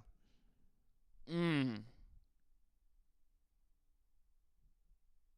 I write every single day, I am making, free will or not, a decision. A conscious decision to sit down and write once more. And the analogy that I love is a garden. Because what I'm doing is I'm going to all these old plants and planting new seeds again, reaping and planting, reaping and replanting. Pruning. Yes, that's how I see writing every day. That's how I see meditating every day. That's how I see making music every day. I see it as I'm refining and chiseling the old block. And you're saying that's ego.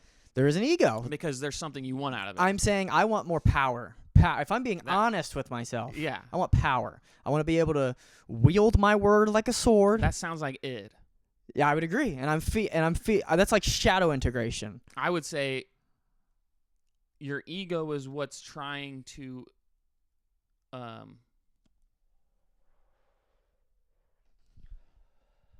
your ego is what's trying to reconcile your is it strife? I'm not sure. You are striving for power. Yes. Clarity is almost power. The power that Calmness you want, is power. your id wants it for the utilitarian Yeah, benefit. I would agree. And your ego is trying to reconcile that by coming to the conclusion that it is something you owe yourself morally. It definitely could be. And I'm just saying what I'm observing. I mean, that's a good point. And the reality is that you want power because it's useful. Morality is not real, and you're serving your ego to apply a moral basis behind it. Maybe remember this argument. Maybe illusion is more useful than truth. And that for sure. If you convince yourself that right. it is morally just and that you're obligated, it is possible that will drive you further into it and you'll get the most utility out of it. Now, this is fucking.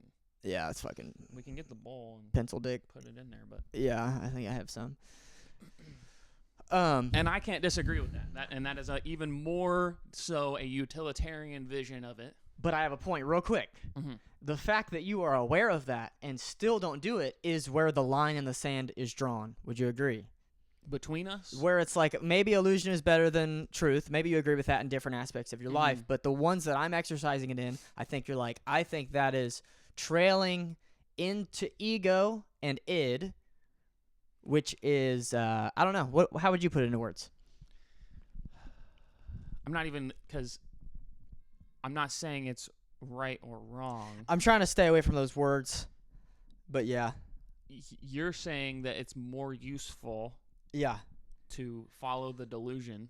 You're going to get more out of it. And I'm struggling not to see beyond the delusion or the illusion. Oh, okay. It's difficult to elude myself when I'm so aware of what I'm doing. I just see my ego. I just see what's happening, and I can't even believe it. Now, would you agree, and tell me if I'm projecting, honestly, would you agree that you are the most disagreeable, skeptical sides of you when we talk about this, I would say, are caution. You're like I'm cautioning you're like you. warning like I'm me. like trying to stop you. You're from trying to put a mirror on myself. You're saying like look at what this is where you're coming from. And obviously I do that shit to everybody. So that could very well be projection. No, it's definitely me projecting caution from the caution that I and maybe not projecting caution. It's like I'm seeing what you're doing and I know you're aware that it's potentially an illusion. And maybe I'm pointing at the illusion and I'm like, don't you see this? Because it's something I'm seeing. Right. Even in myself. Right. And maybe that's harmful in a way because if I just didn't do that, if I don't point at the illusion, if I'm like, yeah, true, David. Good point. Wow. You're right about everything. Then it's more useful to you. True, it's making me it's allowing you to dive into it more. Now it's like, okay, if I have to defend this in debate, what am I going to say? And it's like now instead of you just being able to have this delusion in the background, we're like shining a flashlight at the delusion, being like, "Yo, look at this." And you're like, "Well, fuck." But if I just accept that it's ego and it's a delusion, then I can't even believe in the delusion anymore. And now you're in the same shoes that I'm in, where I'm not following the illusion because I genuinely can't believe it. It does not make rational sense anymore because I'm seeing the psychological tricks that are happening to me when it's coming out. Well, then it comes down to, and this all fits into ethics, by the way, because what me and Seth are doing is talking about the decisions we've made based on, and ethics is definitely a part of that. Is there more to read? Yeah, she's typing still.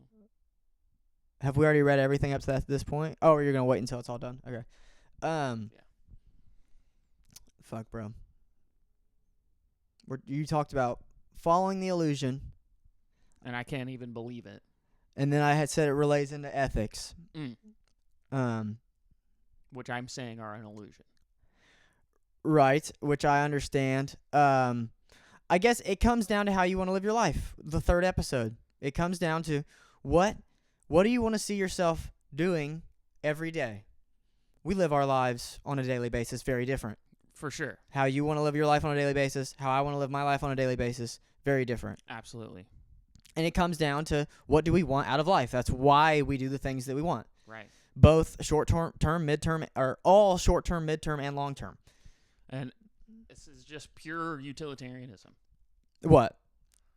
Doing what you are doing on a day-to-day basis to get the life you would most prefer personally to live. This is the way that I look at it. I make a long-term statement and then try to take it as seriously as possible. So when I was 20 and I got with a girl, that was when I started writing. That was when I started meditating. And there was a... You got your attention? I was always fascinated with being 25, which I'm going to be 25 very soon. Because I was like, okay, what if I just stuck with this daily or damn near daily for 5 years? What would happen? And that was like a curiosity. It was a genuine curiosity. Mm-hmm. And I know it was genuine because I'm still doing it. Right. And it's like there are a lot of hurdles in the way to making that happen. And that's like that's what you said about signing a contract that you didn't know everything that was. It's like, oh, you really meant daily for 5 years? Right. That's what you really meant? Yes. It's like I didn't even realize what 5 years was a term of in doing, the contract. right. Yeah. But I have not disagreed with that contract yet. I'm very much like, okay, what if I just go absolutely beast mode for 5 years? What would 5 years do? Now, the tricky thing, and I understand that this is like a hedonistic black hole, because I know once I reach 5 years, I'll ask what 10 years could do. Fair. But there's a lot of excitement and passion that has been built through these years. It's like there's been so many weeks within years that pop up where I'm just exhilarated with the progress that I've made. I'm like, oh my God, this is phenomenal. I'm reading the dictionary every day. I can understand every single term that I'm reading. When I read the definitions, I'm not just like, oh, well, I'll just give up because I could never put all these words together. So then when you choose to come up to your bedroom and write instead of spending time with your friends, True. And you're facing a moral dilemma from that, True. The writing itself is the hedonism. In a way. That's why I called it hedonism. Yeah. Well, you also... Oh, that's what you meant when you said the 10-year thing. Hedonism, I was imagining you being like... Gotta hit this 5 years. Finally, the 5 years is done. I can stop. I don't see that being me. I see. So you're just going to dive more into it. And this is the thing, too. When I have a moral dilemma with my friends... It really confronts me. It's genuine. The illusion is like right there in front of your eyes. It's like splitting the Red Sea, bro. Mm-hmm. It's like, and there is a middle path which you have to find because I don't want to just berate you and Noah for trying to be my friends, but I also don't want to just never write again because that was a side of me that I don't want to come back up. And this is where the side of me is like, just write when you want to write and hang out with us when you want to hang out. Right. Because it's immoral of me to even press you to do anything else. Wow, still not on Twitch. If I'm gonna try to place a moral boundary on you that you have to hang out with me a certain amount, then that places a moral boundary on me that defeats me even saying it to you. I get what you're saying. It makes more sense to remove morality from it altogether, and I will get the most valuable friendship out of David when he hangs out with me because he wants to. David's a selfish bastard. And that's fine. And I have to remain honest with myself. I am too. I know you are, but you don't exercise it like I do. I exercise it in almost an extreme at times. It's not always bad, but I can sense it in my impatience, and I don't like it. I think I exercise it to a further extreme than you do. Okay, how? I literally do whatever I want to do all the time. What about, I don't get very much, I get what you're saying. In a way, I get what you're saying, actually. Yeah, in like a, yeah, literally, bro. I see it in how you walk, bro. Hold on.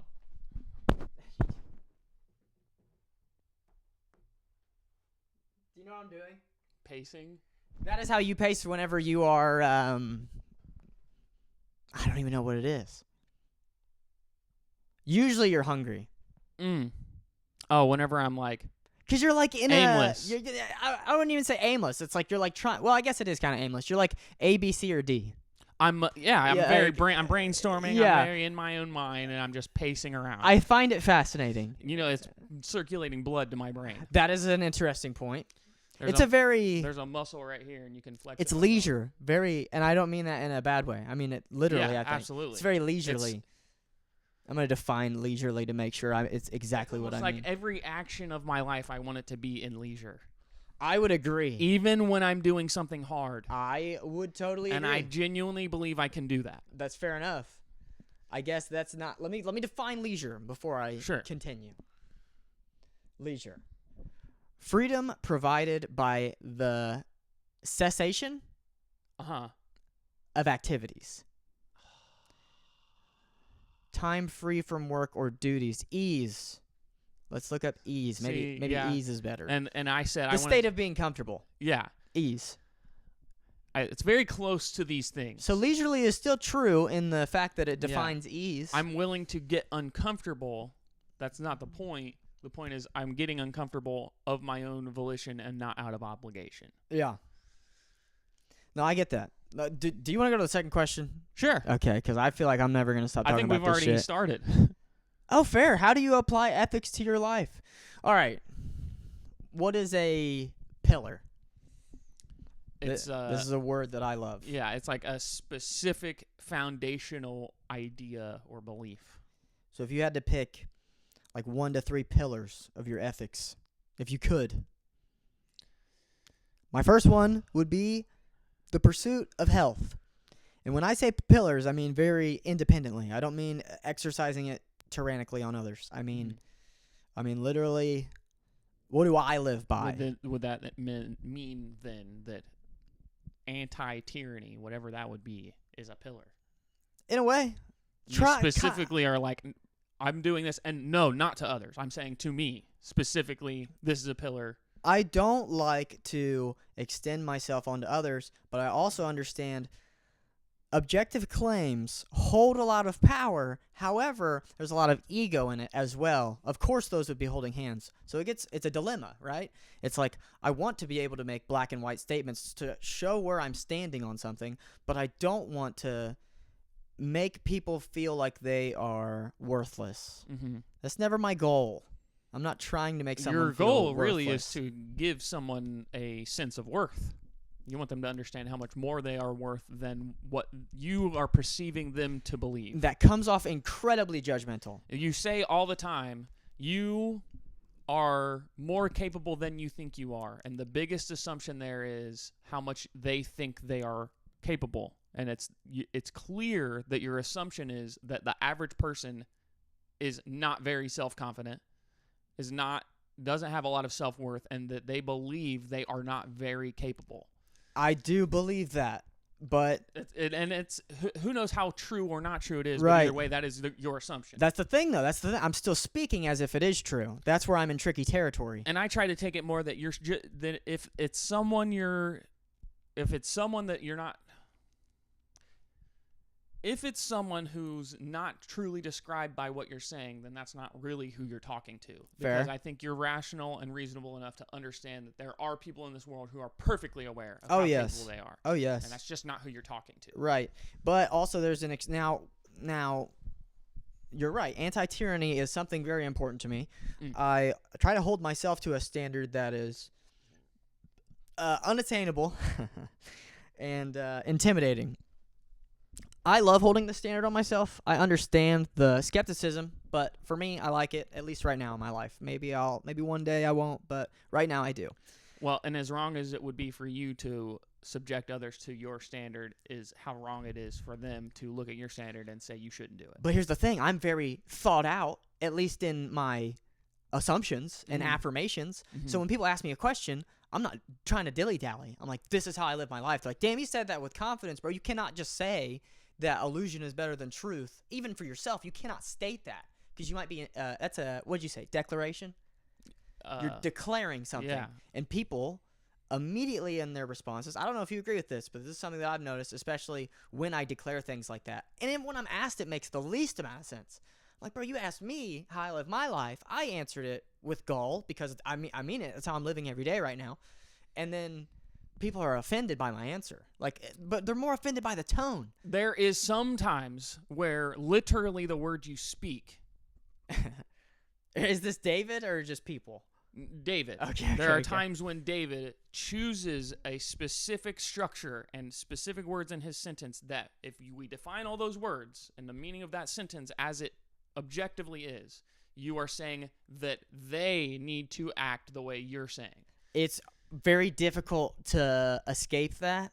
That's probably not true. There is powerful language. Yes. Powerful language exists. Yes. And I like to use powerful language. I know that you're playing with fire.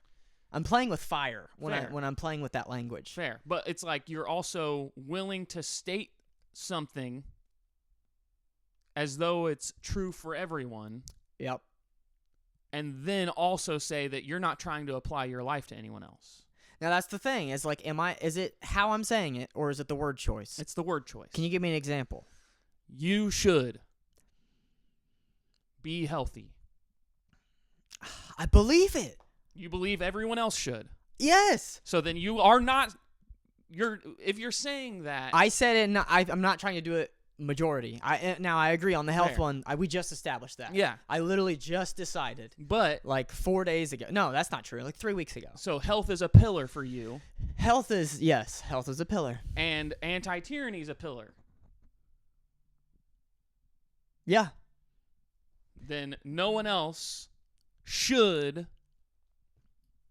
be healthful. It is only you who you are saying that you should be healthful because you've determined it's the most useful for you. Now listen. Sorry. Okay. You have more. I'm sorry. No, that was it. Okay. When I envision myself in a leadership position, which I will be there, in a big one, even if it's shared with amongst other leaders, I will be in that circle. Like that, speaking like that, people get pissed, and it's like, I understand. I'm gonna say it though. Yeah. How I see myself running a society or a village or something. When I say health is what should be pursued, what I mean is, at least when I'm given the ability to be tyrannical physically and tangibly, not just in my mind. When I say those things, what I mean is a gym should be available. What I mean is good food should be available. Now, am I going to have some thoughts if my kids are saying, no, I don't want broccoli, I'd rather eat French fries all day? Of course, there's going to be the inner eye rolling, and I understand the judgment that's forming from that. However, I do not want to rip autonomy from them. I'm not going to shove broccoli down their throat because I want them to eat healthy. That's not where my objectivity goes. It's not to the point of... Go ahead. No, sorry. That's pretty much everything. Is it objective to say a gym should be available? I think in the best reality, yes. It is not objective in the sense that, first of all, it is a claim of should. I agree. I think everyone should be able to have a gym.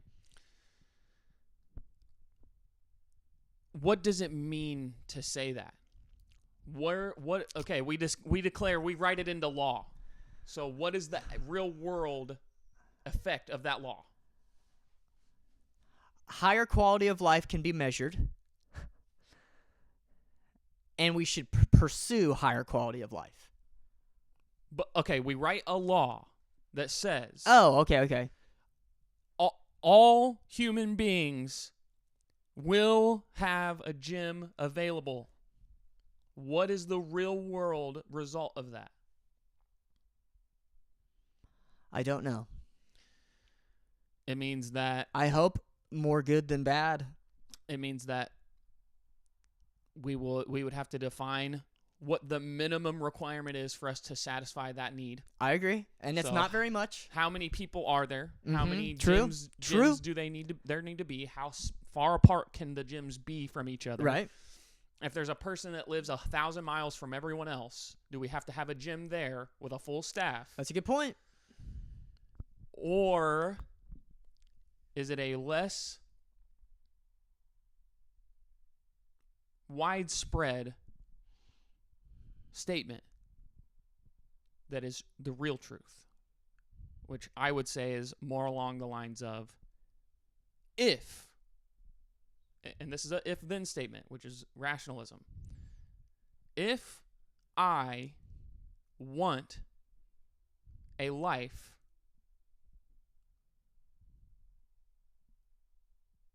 in which I am physically fit, then I must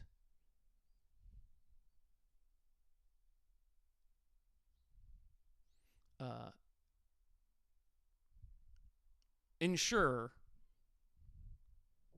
the availability of any tools necessary to facilitate my fitness.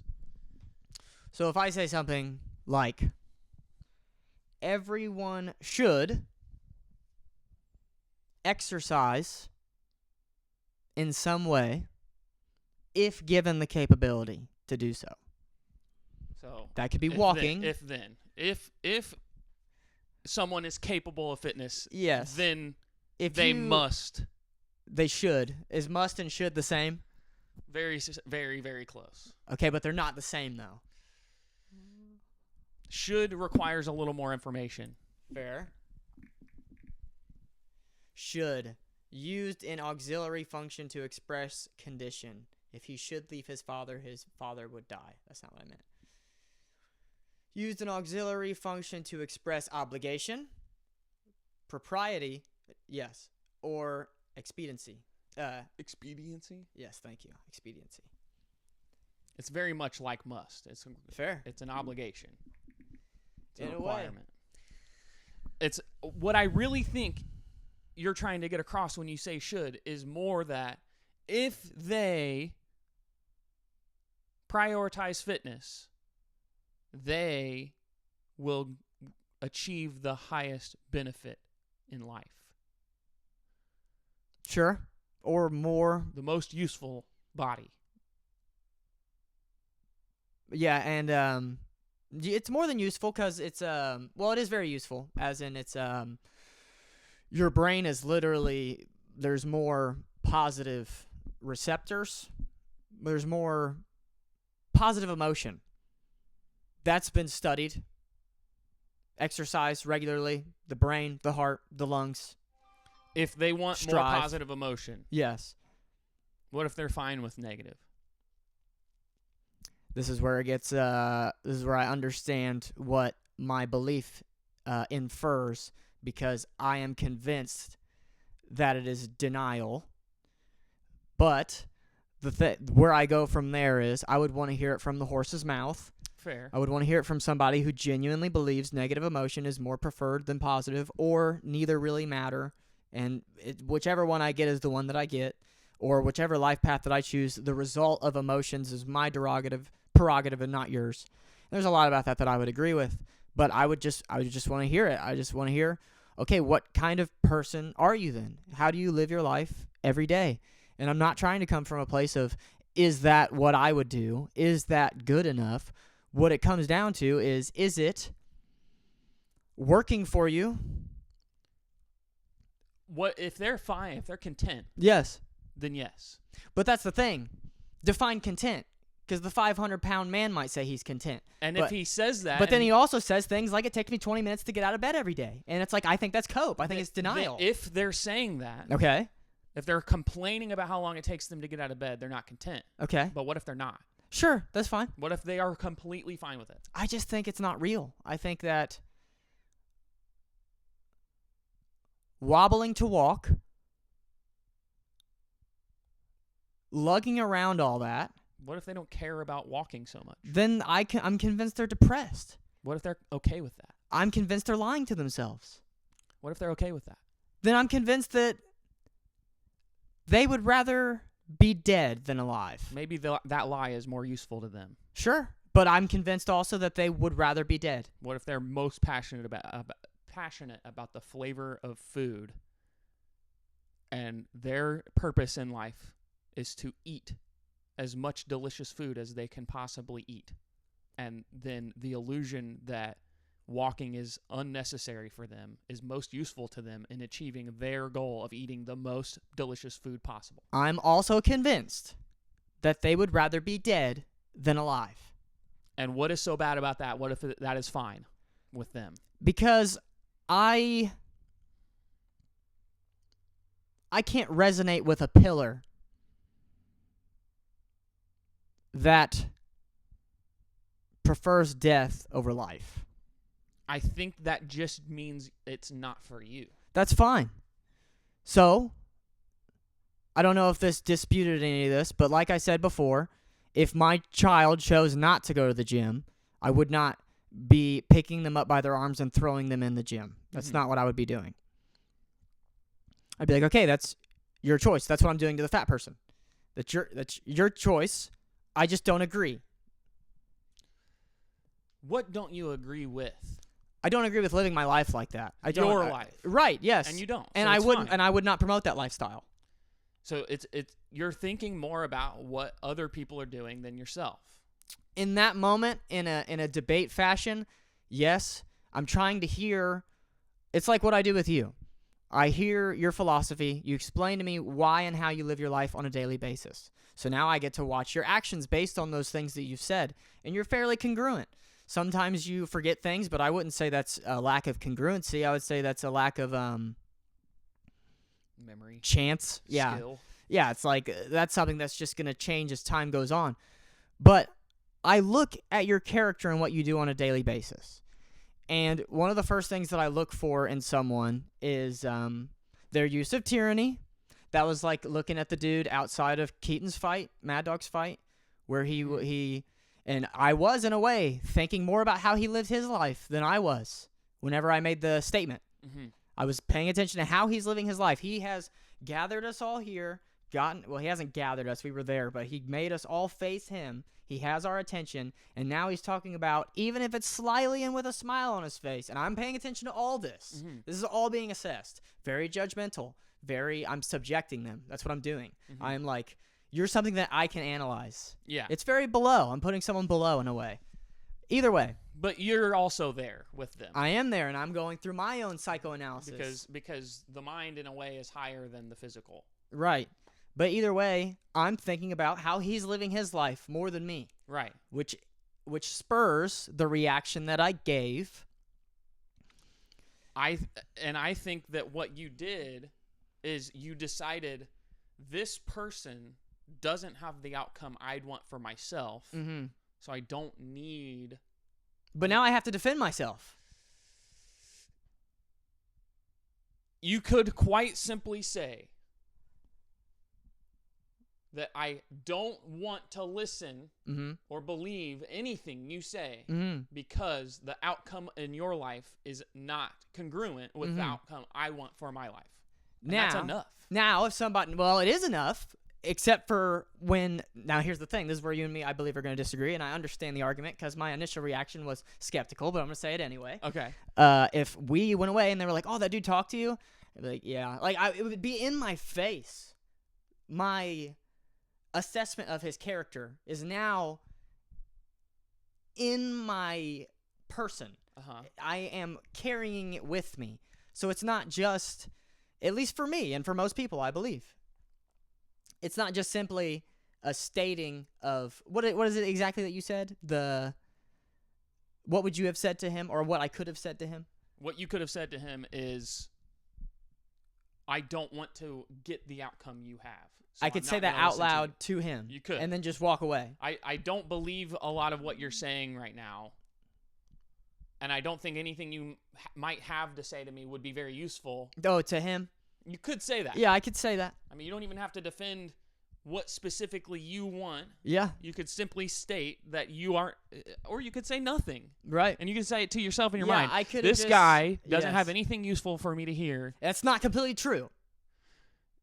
I mean, there's aspects of his outcome you do want, right? Right. You want to live as long as he's lived. Yeah, he's 'cause lived longer than you. Yeah. And he's still alive. Great. Yeah. So that's an outcome you want. So what has he done that has gotten him this far in life? But also, What is it he did that's made him fat? What is it that he did that's made him so tyrannical? And I don't want that outcome for my life, so I'm not going to emulate this man. Right. And what I was going to say about that is that it leaves, not for everybody, I guess. I don't know if it's for everybody, but it leaves a taste, if you get what I'm saying. Like, there was an opinion cultivated. That's the only way that you can come to that conclusion, right? It's a very objective. You're trying to remain as objective as possible. It is objective that what you want out of life. Definitely. Do I have to have an opinion about his person? You don't have to. Is it hard not to? Maybe for some. Maybe for most. I imagine he's living his life as closely to what he wants to live it as he can or wants to. And that's okay, and I don't have much of an opinion about that. It's like, okay, he's got a reason to be living his life the way he's living it, and that's fine. However, the outcome he's got in his life is not what I want, so there's a good reason for me not to follow along with what he's doing. I'll follow along more with what I have seen is shown to get me the life I want. Do you believe in righteous anger? No. Okay, then explain to me what happened in you when that car hit that other car on the way to the gym in Columbus. I acted on righteous anger. Okay. So you would say that you have changed your mind about that behavior. No. Then explain to me how you don't believe in righteous anger. Is it just a construction of the ego? Yes. So would you still go for that impulse? If someone was trying to murder someone right in front of you, would anger come into your being? Yes. Okay. Now, I respect that. I'm not saying I believe that it's righteous. Right. But I do agree that it is based on an egotistical perception of righteousness. Okay. How would you speak about this person in context to watching that behavior? I think generally, like you're saying after the fact? Yes, like if someone was like, oh, you were there, what was up with that guy? What was going on with that guy? Obviously, it's circumstantial. It's what he was doing that would give you the opinion, but I'm going off the behavior. Do you hold any judgment? Assumption, judgment? Yes. Do you hold anything about this person for operating in that behavior? No. Now, you say that, but when I imagine Seth driving, someone who will, I would say, cast stones for other drivers, it makes no sense to me that you wouldn't do the same to someone that attempted to murder someone. It was definitely very motivated by the reality that irresponsible drivers or drivers that make decisions on the road that strongly impede other drivers is not very useful to me. And them getting away with that in that moment, less about wanting them to be punished, but more about wanting them to not have their driver's license so they can't. That's a punishment. Not because I want them to be upset or to right. learn even necessarily learn their lesson. But that is I'm not trying to subject it, but that is a punishment. But I'm not saying it. I'm saying it for the utility. I get it, but technically it is a punishment. But I hear you. Why I want it. Right, but it is there. It is not to punish or make them feel a certain way. Sure, that's fine. It is a utilitarian decision. Sure. And as such, it would lead to less drivers on the road that would potentially wreck into the back of me. Now, do you believe the same? You could plug that analogy into a murderer. Absolutely. So then where's the... It's less about judging their character or even wanting to punish them. Then why do you... I've heard you call other drivers names. Yeah, I mean... Now, obviously, powerful language. Almost entirely comedic. Okay. That's an interesting point. I don't actually think they're a stupid ass idiot or a fucking piece of shit or whatever. Right, but you are using powerful language. Absolutely. That's what I do. Now, obviously, it's different here because I'm not saying that everybody. Now, I make jokes about it, like all atheists are fat. Like, of course, I'm gonna make those jokes. I think they're hilarious. Right. But when it comes to the extent of the argument, there is a pillar in me that believes these things, and I'm going to continue to sit with these ideas and watch them and see what happens with them. And if it seems like I'm going to stretch into tyranny, then I'm going to grow very skeptical. I'm going to remain honest with my behavior. But if I'm being honest with myself, I'm very convinced by some things. Mainly for myself, I would say 90% of my beliefs are only extended to myself. Maybe I project these onto other people. I don't necessarily mean to. 90% of it, I am truly attempting to hold them on myself and no one else. But then I would say there's 10% where I'm creeping, where I'm starting to believe in absolutes. And I already understand, and I already sense the ego that has already been described in lengths for over a century why I would believe such a thing. But people also say psychoanalysis is, if I'm correct here, psychoanalysis is unscientific. So there's a lot about psychology that I want to find out. There's a lot about ego that I want to pursue. And I guess I'm playing around, but I've also embodied the idea of absolute. What are your pillars of ethics? Also, are there any comments or anything?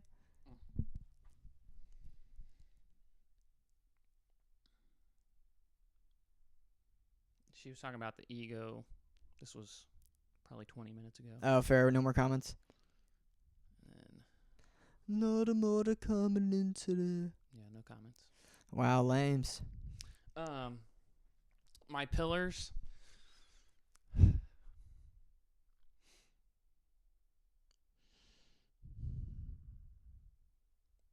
I believe Stoicism is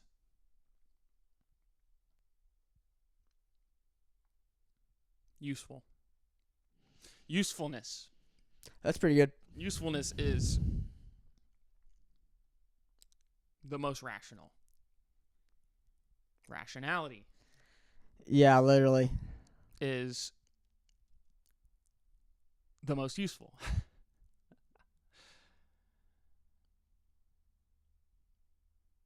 And I am far more concerned with my own personal outcome. And I, in fact, recognize that what is useful for me to achieve my outcome may be not so useful for others to achieve their ideal outcome. I recognize a lot of individualistic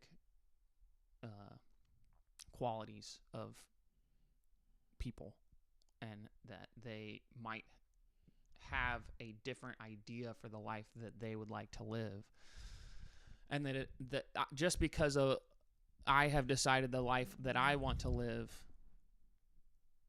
it doesn't mean that that is the best life possible for everyone. It really means that it is the best life possible for me. So I stand on a pillar of individualism. Individualism, rationalism, naturalism, stoicism. Solid. That's pretty good. I would say that's what we... Is there anything objective about ethics? Let's just erase that one. We've already discussed that. Oh, yes, I have to write it in blue. Is there anything objective about ethics? Hold on. This answer is going to be silly.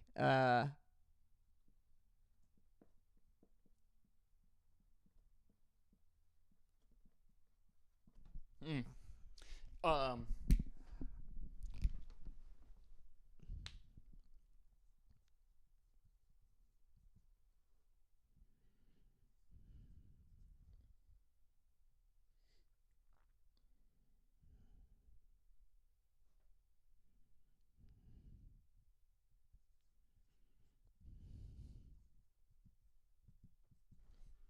Mm.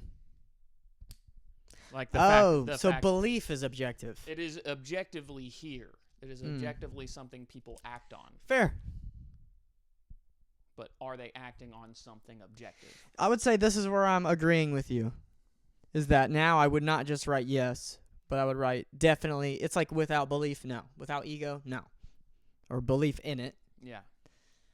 But it is something people are really thinking about, acting on. It is an illusion that is in the minds of the majority. It's like, is hunger an illusion as well? Do we have to eat? No. No. We can die. We can just die. Yeah, we could just stop.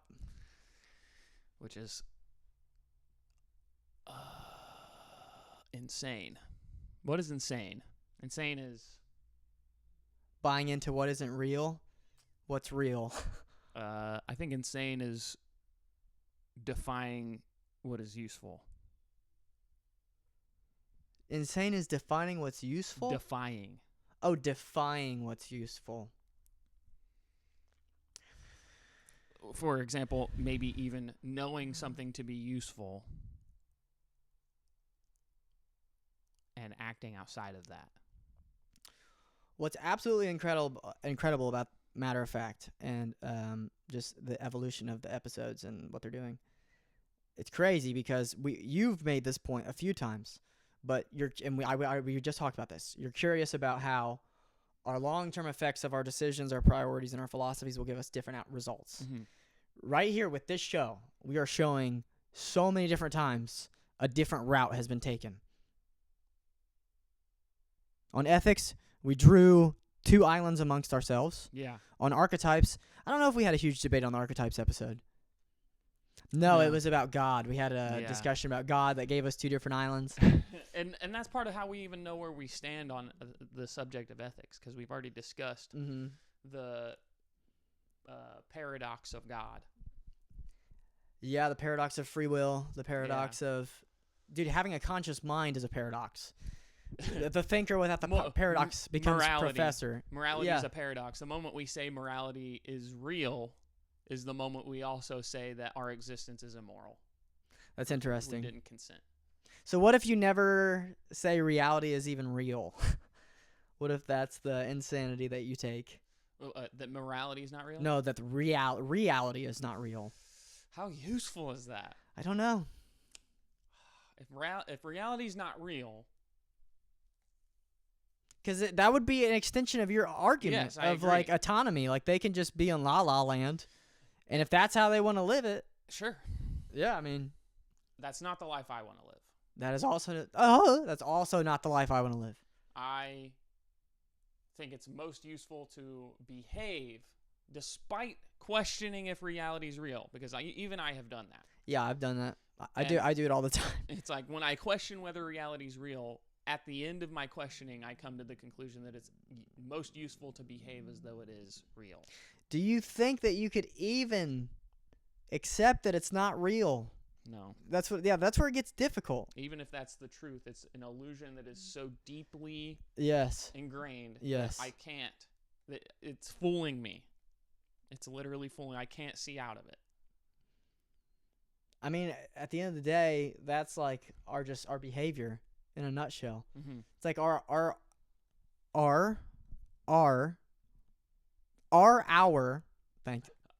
priorities, even our priorities,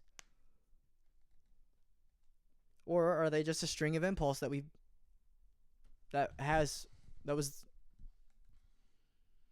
is it our priority that we would want to survive and eat? Or is that just how we were made? And procreate. Yeah, it's like the creator created us to. Yeah, it's like two beautiful women right here would be phenomenal. It's like I didn't pick that. Yeah, it's just that's how I'm wired. I just want two beautiful women here because I do. That would be great. So our address. Pull up. Yeah, honestly. That was the least matter-of-fact thing about this entire podcast. I love it. It shows our conscious cast. Mm-hmm. It shows that we're not just from here. Yeah, we're not just nerds, guys. Yeah, we don't only talk about this stuff. We talk about Mac Miller killing himself and Noah the vanilla boy in the other room. He's one of the guys. We're part of the guys. The subject of this episode is Yeah. ethics. So the conclusion we're coming to is that ethics is an illusion. There's nothing objective about ethics, and without ego, without... You know the quote by I believe it's Carl Jung, that says, here we go. yeah, he says the world hangs on a thin thread, and that thread is psyche of man. It's like the argument of if a tree falls in the forest and no one's around to hear it, did it make a sound? Right. It's like if there's no consciousness and opinion here, then is there any life here if everything is pretty much There's nothing. unconscious? Yeah, we're the universe in its most observational form. So, and I think you could say ethics. I think it's the same equation. So, if all humans ceased to exist, ethics would cease to exist. Absolutely. So, yes. You can't subject anything to anything in a Ignorance world can't- without, Yeah. yeah. Ignorance cannot know or understand ethics. Yeah. So, yeah, I think I can agree that ethics are it's pretty convincing Mm-hmm. that they're illusory. Which is why it's just a branch of philosophy. It is just a branch It of is philosophy. not an absolute truth. It is quite simply... So, okay, fine. Ethics on the front looks powerful, Yes. and then it's branch of philosophy. Okay, so how do I it's an opinion. how do Okay. I muster this? Hold on. You should pursue health from a branch of philosophy that. Do you get what I'm saying? Right. It's like ethics in itself holds weight. If you're doing your due diligence, you understand that it is simply a branch of a bigger thing that only is possible because humans are possible. Mm-hmm. Okay, so it's just a branch, Just, yeah. meaning that there is a tree Yeah, of philosophy. yes, Would you say that philosophy is unavoidable? yes, That to even decide not to carry out a philosophy is a philosophy? yes. So ethics may be the one philosophy you have, but one way or another, not you should, but you do have a philosophy. Ooh. All people. So then what if I said you do want to exercise? What if I said that? I would be more willing to agree with that. I would say that's even more. Objective. It is not should. I would say that. That would not be... I like it more. That would not be going against too much what I've... If I could give props to it, Yeah. I would This say, version of David? I would say it's better. Honestly, I think it's better too. I think it's more what you mean, I would also say it's more, and it packs just as much of a punch, if not more. if not more. It's more convincing. So now the powerful language dilemma is not Yes. even there. At least not in this room. You crave movement. I agree. I don't believe you if you say you don't. I would agree. Movement, animation. Yes. I love animation. If you believe that you crave immobility, Idleness, leisure, leisure. that it is also at least an illusion, just as much. Yeah. And it is closer to being dirt than it is to being human. What is? Oh, because I'm subjecting myself as a robot? No. I mean, it's like movement is human. Oh. Movement is life. Movement is what we are. We evolved to move. And what did we evolve from? Dirt. That which didn't move. So the id, like you've already said. Yeah, absolutely. I am attaching myself to the ego almost at its root. Mm-hmm. I'm like looking at what the root of the ego is and identifying with it. So health makes you more human. And to embrace your humanity from a natural perspective. That is a statement. That is, and I believe it. Bro, that packs way more. I could say health is human. Health is That's now human. my pillar. My That's a pillar is beautiful pillar. health is human. I love that. We can stand on that pillar together, actually. What that means is illness is less human. Absolutely. So I can say that. What happens to an ill person? They can't even stay a human anymore. Yeah. They will die and decay into matter. It's like we came up with a statement that we both agree with completely, and it's more powerful of a statement. Health is human. Health is human. You do want to exercise. Is that what the statement is? Yes. You do want to eat healthy. You do want nutrition. You do want to be in a fit body. It's like you trying to tell me you're not hungry and you don't want to eat. Lies. You do want to eat. You want to eat. That trying to tell me you don't want sex. Sex is human. Sex is very human. Sex is health. Sex is very human and health. You want sex. So health. Health is all these things that we want because we're human. Now, that does not mean that there's not limits to all these things. True. You should not pursue health to the point of, well, health is a tricky one, but you shouldn't be a, what's it called whenever they go to the hospital all the time and get checked? Oh, a hypochondriac. Yeah, you don't want to be a hypochondriac. That is not going to help you. Yeah, you shouldn't be, it's less about being fearful. Yeah. More about being driven. And honestly, health comes from that place of drive rather than place of fear. Yeah. Vigor. You want vigor. Yes. You want passion. Human is vigor. Yes. Vigor is human. You want excitement. You want... Dude, can we dude, is an amoeba, you know what amoeba is? No. A single-celled organism. Oh, okay. It's like crawling around on the side of this wall or something right now. Okay. It's microscopic. You just can't see it, yeah. There's one cell. There's, one set of chromosomes. When it procreates, it does so the same way our cells procreate, but there's not another human when they do it. When my cells divide inside to make new cells, they're just attached to me, and I'm a multicellular organism. I have more than one cell.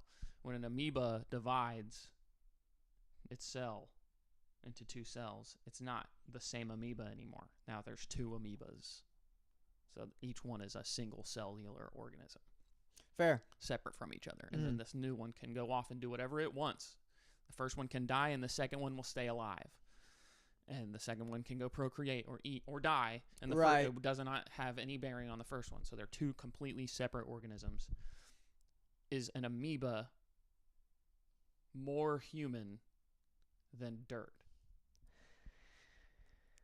What, because it's more animated? Yes. Animate? Is Yes. it animate? Is that correct? Yeah, it's animate. I would say yes. I would agree. Because it's animate. It is closer to being what human is, or what, it's life. It's now, what makes you say? I would say not only do I love movement, I would say I'm obsessed and pay keen attention to all kinds of movement. So what made you make that or state that?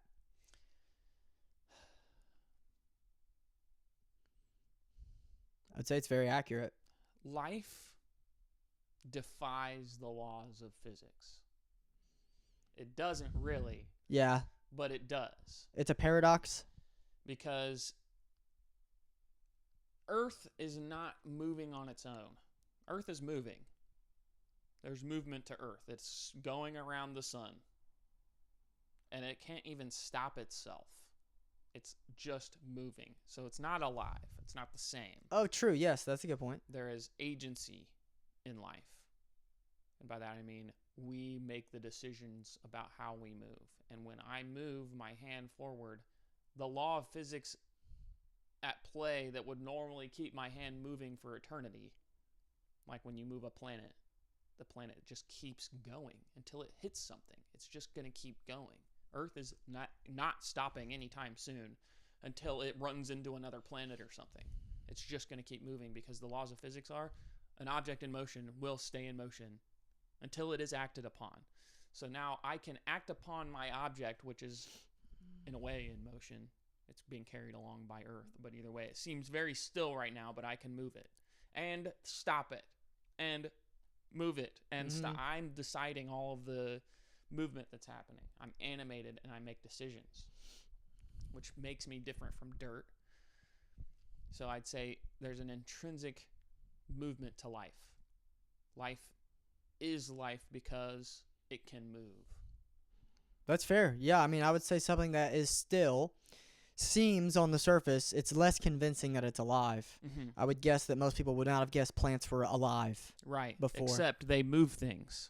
What? Plants move things? They have roots down in the dirt. Oh, true. They are moving. And they suck up the dirt and move it all the way around through their body. True. Yes, they are moving. It's more of an idle movement, Right. but it is a movement. It seems very still. Yes, but in the long term, there is movement. And our body's doing the same thing. We eat, and our body takes it from our stomach and moves it everywhere. I eat something, and it gets to my fingertips. Right. That's a my good point. blood. Yes, good point. Our blood is a system of movement. But I get everything you're saying. We wouldn't say that the Earth is alive. There's not Right. necessarily anything saying it's not alive, but or It is has- there? In a way. Fair enough. Well, But- let's not go but down that. It doesn't really fit all the characteristics of life. Fair. So we can at least say animation is not the only thing Mhm. that categorizes life, but animation is convincing. And it is at least a requirement of life. Yeah, what is something alive that doesn't move? Right. There's things that are not alive that don't move, but there's nothing alive that doesn't move. At all. There's not a single thing.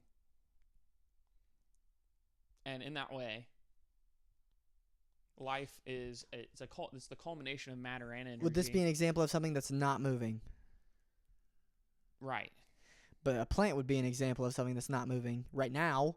There's no cells in this board. Oh, there's nothing being distributed. Yeah, there's no nutrients here that the bloodstream inside this board is carrying to here. All of it is very static, other than the fact that it's sitting on top of planet Earth, which is hurling through space at thousands of miles an hour. Right, but that's nothing from this in itself. Right. It's just still sitting here. It was once dirt, and it is still, in a way, very much dirt. Now, is movement something that all humans love?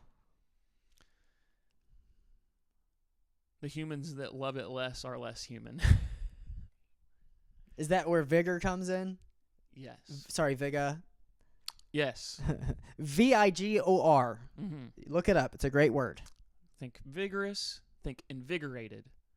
Think it just means to it's Vigarious. Yes. It means life.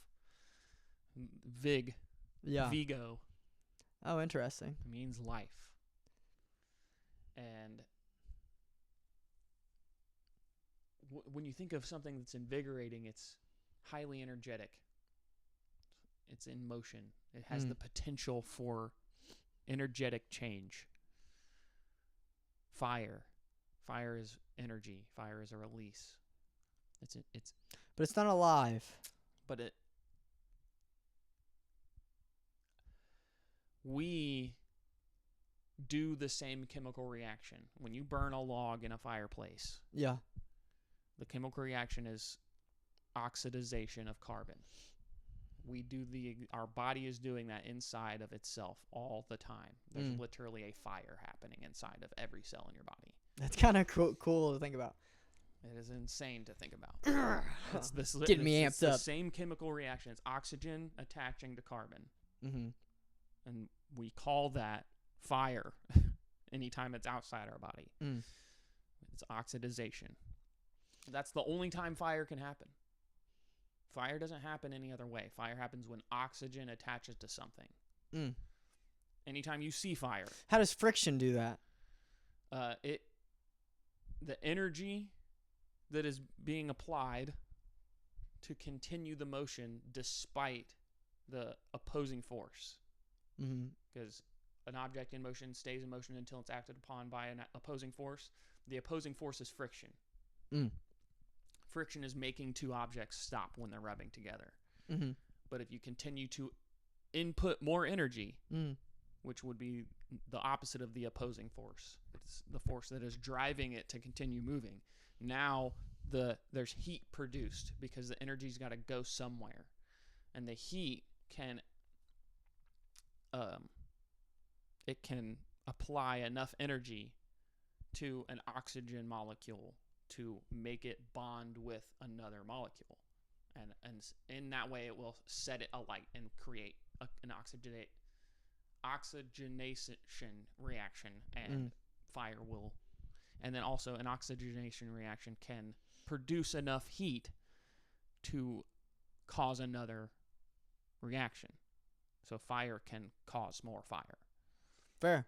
It's heat. Heat is a release of energy, and when an oxygen atom absorbs enough of that released energy, it can bond and has the energy now to bond with another atom. That's fascinating. Yeah. Biochemistry is definitely that would be chemistry, right? Yeah. Chemistry and physics? Yeah. Because friction is physics, right? Yeah. Okay. Yeah. So, yeah. Chemistry is like the object itself. And what it's made up of? Yeah, and then the physics of it is the energy being transferred in. It's the math. It requires a certain number Is physics matter?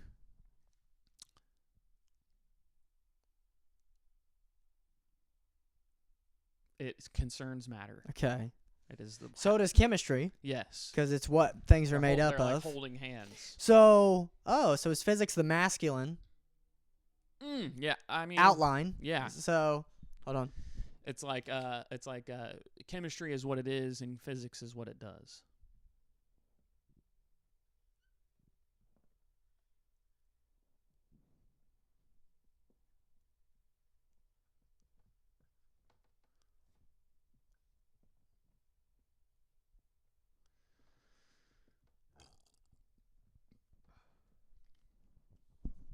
Could that be what it is? I would put like an atom in here. It's like the physics are like the boundaries. Yeah. Like the box that it's held within. Yeah. It's the rules, it's the laws, it's how. So the masculine. Yes, and then the chemistry is literally what it is. It is made of this. Fair. You said draw an atom. An atom would be in that box in my mind. Dude, that looks like an atom. Bunch of them. The electrons. Yeah. And that's interesting. These are definitely two subjects that are not my strong suits. They're at least not in like my due diligence on them. Mm-hmm. Of course, there is a lot of, it's like what you've said, where you can go to different branches of knowledge and connect them with others. When you explain physics and chemistry, I try to make sense of it with a symbol. I try to think of a symbolic way to explain this scientific phenomena. Yeah, it's like there's rules on matter inside the universe. Who made the rules? Right. It's like, but they're there. Right. That's where the question becomes like, were there rules to be established, or are these just rules that fell into themselves? Yeah. Right. And then it's like, okay, so now we can get philosophy out of philosophical. We can find a philosophical meaning inside of physics and chemistry because here we were talking about how it is human to move, and I'm describing the reality of it through physics and chemistry. But it is philosophically we must move. It's human to learn. Yes. You want to learn. Yes. We're it's human to observe. We're finding the statements. Mm-hmm. What is a human? And we are finding out what exactly it is a human is. And then if you're saying you want to live the most human life possible, then, yeah, you would have to follow along with what it is to be human. And I do. So, to represent that pillar, I can say what humanness wants. Mm-hmm. Okay. Mm-hmm. Great. I can keep my powerful language. Snatches the fucking... No, you can't take this from me. So is it human to war or human to cooperate? It's human to preserve humanity. Mm-hmm. So cooperate. I would... But I agree with you. But there are different scenarios where you would have to go against to preserve humanity. I think when humans war, we are devolving. It's an interesting point. Because war and ultimate competition, life or death competition, is much closer to what we were doing when life first evolved, and it's what we were doing that's what life was doing in the very beginning. And it all started as I was talking about those amoebas. The one-celled organism.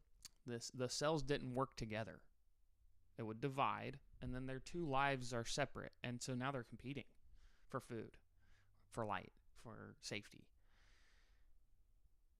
And somewhere along the way, the truth in the universe revealed that it was more useful for cells to work together.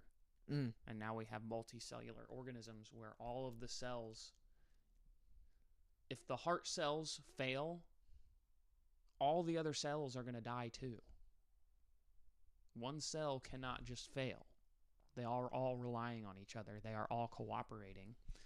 So we went from a war of cells to a society of cells. My whole body is a society of cells cooperating.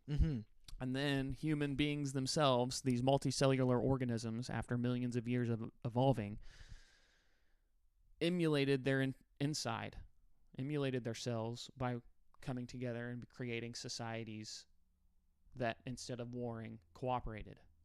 And the more we cooperate, the more human we are. I agree. I think it's human to see yourself in others. Yeah. I think that's human. So if you kill someone, you are killing yourself and others. I'm trying to think of how I would word it. There's something in it that's inhumane. It's inhumane because to be human is to achieve that which is most useful. Which is being human? It's doing things that are the most useful, and in doing so, you become the most human. And it's like the cells working together. The amoeba, if the amoebas decide to stick together their whole life, and when one eats, it makes sure to feed the other. So they have two instead of one. So now there's two instead of one, and they're working together and keeping each other alive. The evidence is that arrangement was the most useful, and that's why we have a multitude of multicellular organisms. There's entire ecosystems of multicellular organisms because the single cellular organisms aren't so competitive. When they're selfish, and that's not to say there aren't any, because there's bacteria, there's viruses. Their best way of surviving is to infect multicellular organisms and divide inside of them so that a bunch of viruses can now be alive. But only because they are taking from this multicellular organism. They're relying on. So the truth of the universe and of life is that relying on others, whether it be by stealing from them or by cooperating from them, it is the most useful thing. You can't, even viruses, they can't do it on their own. Is it because hierarchy exists? I think hierarchy exists more because it is the most useful to work together. That's interesting. So that means there has to be a leader? Not necessarily. I just think it means that it is very useful to have a leader. Is it humane to have a leader? Yes. That is very interesting. It's very human to have a leader. I don't know that means that that's what it will be forever, but it is for right now clearly very useful to have a leader, to have an example to emulate. Do you have that in your mind? It's like the perfect form of man. So it's not a person, it's the animus. There's more than one person in my mind that I see as a leader or someone to emulate. But it's not everything about them. It is certain characteristics about them. Socrates would be one? Yes, absolutely. Who else? Neil deGrasse Tyson? Yeah, but not all the way. Okay. Well, yeah, Socrates probably not all the way either. Exactly. So there's no one human being. Right. I agree with that. I get a lot of different people. It's more the that I perfect get influence form from. of the human. I agree. It's like I look at Steve Jobs and I see what are the things that are most convincing to me. And then I see Tate and I'm like, okay, what's most convincing to me? I look at Cliff, what's most convincing to me? It's like no way I would hop on any one of their ships entirely. In reality, I'm the leader. In a way, yeah, I mean, you can't fully embody anybody. Yeah. You got to find what I mean, I'm in charge of all these cells. Yeah. I'm the boss of this whole organism. There's fucking trillions of cells here. Damn, bro, you got an army. Yeah, and they fight for me together. Yeah, when you get sick, they're all like, "Oh." It's funny. It's like even when we go to war, instead of fighting one-on-one, free-for-all, fucking Call of Duty free-for-all hardcore mode where each person is fighting only for themselves, Mm-hmm. what do humans do? We fight together. Mm-hmm. We work together to fight the war. 2 minds are better than one. That's a idiom. 1,000 soldiers 2 minds are better than one. is better than 1,000 soldiers is better than one soldier. An army of one, Pretty limited. pretty limited. He's got trillions of cells. So I see the future of humanity and the direction we're evolving because evolution is constant. We discovered evolution. That doesn't mean that whenever we discovered evolution, it stopped. We're evolving. Yes. Like, we learn more. Yes. We. Humans in the future, if I'm predicting the future, are more cooperative. Humans are more cooperative in the future. Mm-hmm. That is the path we are.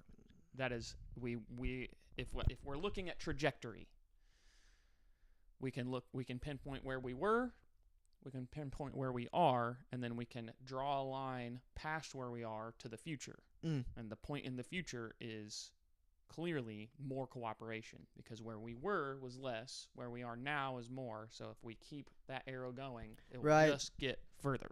The trajectory definitely points to more societies, hopefully, working together. Why do you even hope for that? What, cooperation? I think it's because it's human. It's just human. It's useful. It's like in the past, we couldn't live in groups of more than 200. Now me and you live in a city of 30,000, and that's not even the biggest one. Fuck you. We just moved to back here from a city of 1.8 million people. 1.8 million people are working together in Columbus to make Columbus a city and to be what it is. Does that mean there's no conflict there? No. Columbus, Ohio? Yes. There's like 1,900,000, I believe. In the metropolitan zone, there's 1.8 million. Oh, okay. In Columbus inner city, yes, that is point Fair, okay. 9 of a million. Yeah. Yeah, it's like just under 1 million. But either way, it's like all those people are there working together. In the past, humans could not live in societies more than 200. The moment it starts to hit 250, they divide. They would split. Half the people would have some conflict with the other half of the people, and they couldn't agree to the point where they would move away from each other and somebody else would settle somewhere else. They couldn't do it. They couldn't handle it. And this was millions of years ago or some shit. Now we can do it with Millions of years ago? Millions. Definitely. Are you talking about like apes? Well, apes still do this today. Isn't it the oldest society? Maybe there's been societies long before it, but isn't it like Mesopotamia and it's only like 5,000 years ago? Yeah. So they're going even further back to like societies that we can't know for sure, I guess. It's the first society has certain characteristics, and humans when they lived in groups of 200 don't fit the definition of a civilization. Okay. So the oldest civilization that marks when humans were first able to do what we're doing in Columbus. That's when humans were first able to work together on a scale of hundreds of thousands of people, not splitting up and getting mad and dividing. They stuck together and they worked together. And civilizations we have seen have built the highest quality of life possible for human beings. So we see it's the most useful. So we have a pinpoint of, okay, at this point, they couldn't even live together with more than 200 other people. They just can't even handle it. A couple million years go by, and Mesopotamia happens, and all of a sudden humans are like getting past this conflict that makes them divide from each other, and they're less tribal. They're more cooperative. They can stick together in one spot, not get so competitive that they hate each other, and they can work together to build the most advanced society humans to that point had ever experienced. And then even from there, it has done nothing but go further. Civilizations themselves have become more and more evolved and interconnected. And now, to this day, we made the internet, and I can talk to somebody in China and cooperate with them. We trade with China. Mm-hmm. We have a planetary civilization. No civilization has ever achieved planetary cooperation. Mm. And is it perfect? No. Is there conflict? Yes. But The least that we've ever experienced? the most cooperation, the least conflict that we've ever experienced. And then what happens when we can colonize 10 other planets? Now it's shit. We can wrap it up if you want. She's going to have to wait.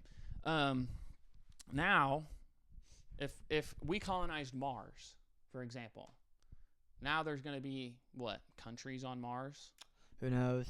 They're going to have wars with themselves trying to Probably seek their equilibrium on that planet. And meanwhile, Earth is now going to see, everyone that stays on Earth is going to be like, oh, I'm one of the half of humans that stayed here. We always want to be on a side. Facts. And the more we can develop to the point where one side of humanity can be literally an entire planet. Now I'm not American. I'm an Earthling. Now there's humans that live on Mars. I'm one of the Earth humans. They're the Mars humans. And then eventually it'll be, I'm the Earth solar system humans. All the humans in Earth solar system are the ones that stayed in this solar system because now there's planets out in other solar systems where there's humans. And when we have interplanetary cooperation, as in Earth is trading with Mars, that is going to achieve, realistically, that would achieve the highest level of human progress and human quality of life. Because the scarcity of resources is the biggest detriment to our quality of life. Even once we figure out how to invent this tool that might make our lives better, well, how many of them can we make if we only have a certain amount of the materials necessary to make that tool? So now only some humans get that quality of life. But instead, now we've got Mars and we've got Pluto and we've got the asteroid belt that we can mine resources from. But I'm on Earth. I can't go to the fucking asteroid belt every week and get the resources. So now I have to work together with humans that just live in the asteroid belt. There's going to have to be humans that just live there. They're not coming to Earth every week. They're sending an unmanned pod to Earth with resources in it. And then we get to, maybe it's robots out there. I don't fucking know, but it could be. There we go. That's another thing. It's like, in order to build the robots necessary to mine the asteroid belt, we're going to have to build robots first that could mine the asteroid belt. Right. And then by mining the asteroid belt, we would get more resources necessary to make more robots to mine the asteroid belt even faster. The progress of humanity is way more about how much we can get done together than it is about what any one individual man can get done. Fair. But also, I'm a very individualistic person, and I stand on that pillar. Right. And it's not we need to rely on the invisible hand of reality, which is like physics and chemistry. There's rules at hand to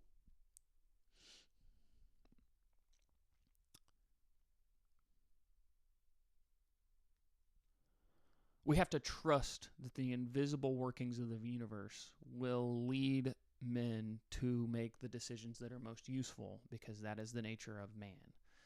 And the less we are pointing fingers at each other, telling each other how we're not doing the things that would be necessary to achieve higher levels of human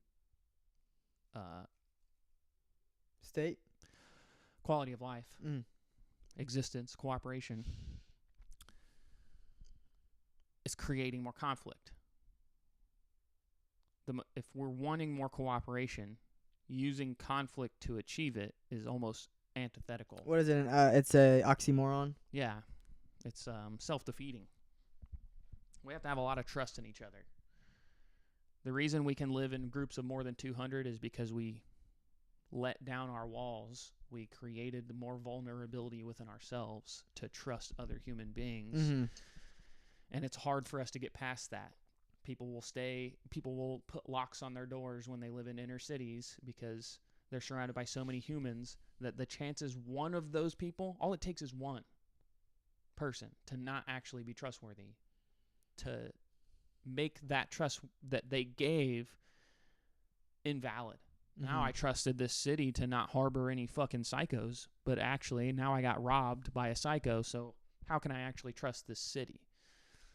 It takes so much trust to believe that even though there will be the psychos that happen, there will be the humans that act outside of what is most useful. It's going to happen. We have to trust that the inclination of the world leans toward usefulness. Trust. Mm-hmm. Not faith? Definitely faith. Fair. Trust and faith, I think, are very similar. I respect that you make that statement. I trust the evidence that you have faith in evidence. Over the course of millions of years, humans have gone from less trusting and less usefulness to more trusting and more usefulness. Mm-hmm. So it gives me hope, and I have faith in humanity to continue that trend. Even when I see humans acting outside of it. Yeah, I would say we're very faith-driven characters. At least in our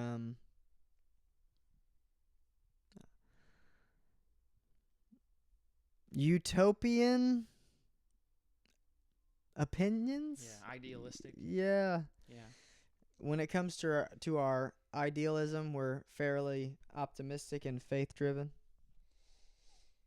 Yeah. Do you have any like closing statements or anything? Closing time. Yeah. Time to wrap the cords up and we'll turn off all of the electronics. Ethics. Don't let your dreams be dreams.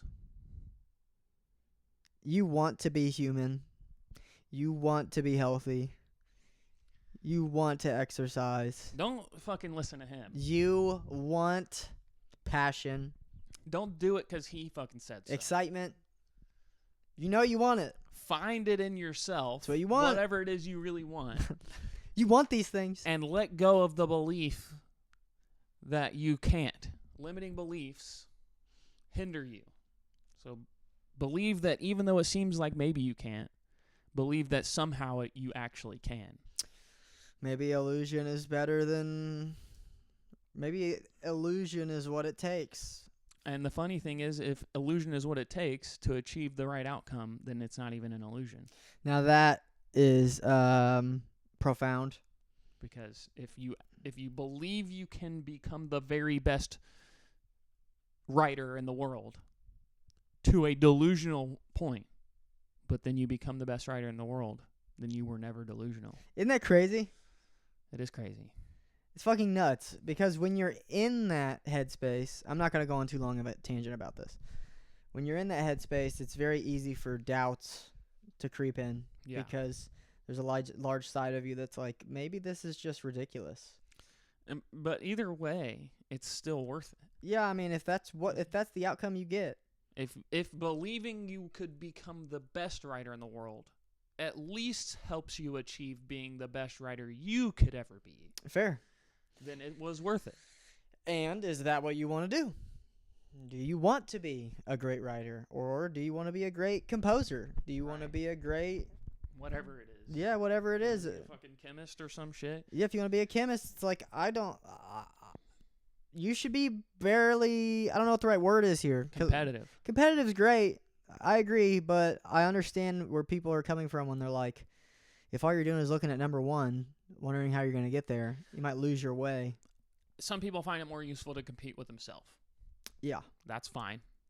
The competition is human. Competition is human. Competition is very human. And the desire to overcome obstacles is Ego is human. It's very human. Ego is incredibly human. We talk a lot about these things, and it almost might sound like we should reject them. I'm not saying reject your ego. I'm saying be aware of your ego.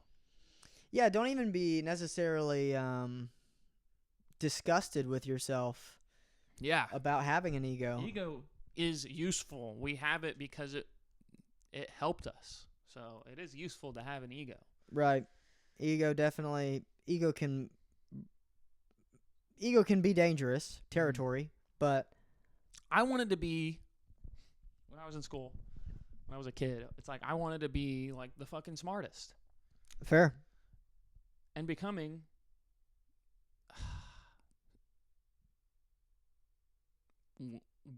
trying to say this in the most objective way possible. From what people say to me, and just gathering data of the way the world around me reacts to who I am,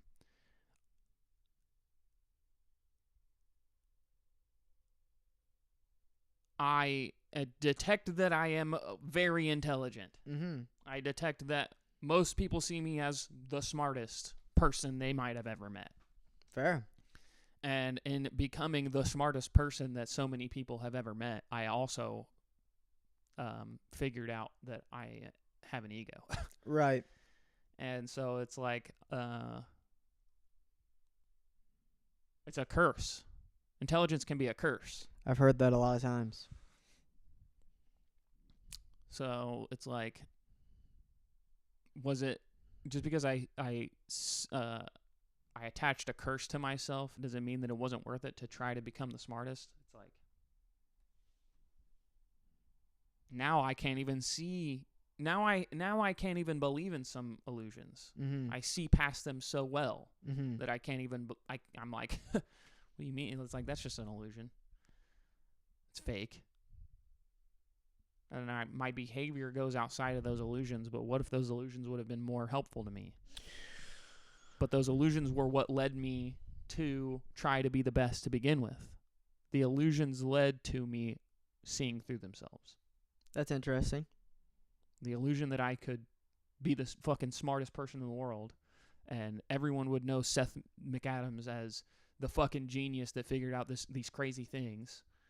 But do you still want that at all? Of course.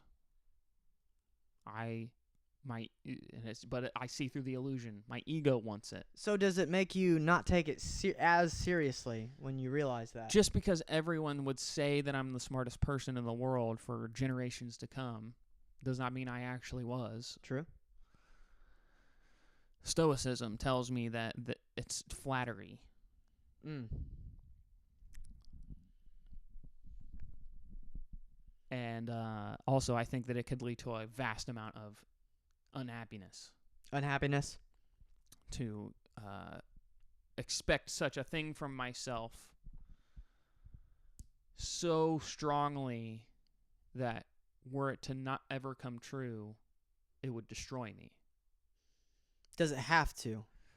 If I were to continue along the path that I started, yes, it would destroy me. Fair. If you picked up baggage now in a different attempt, Yeah. like this, you're displaying your intelligence. Yeah. Yeah. Now this kind of just fell into your lap. Like we kind of got a podcast, and Yeah. I was like, "Hey, you want to start another podcast?" And now we're here. It's useful. It's very useful, I want money. dude. Money would be great.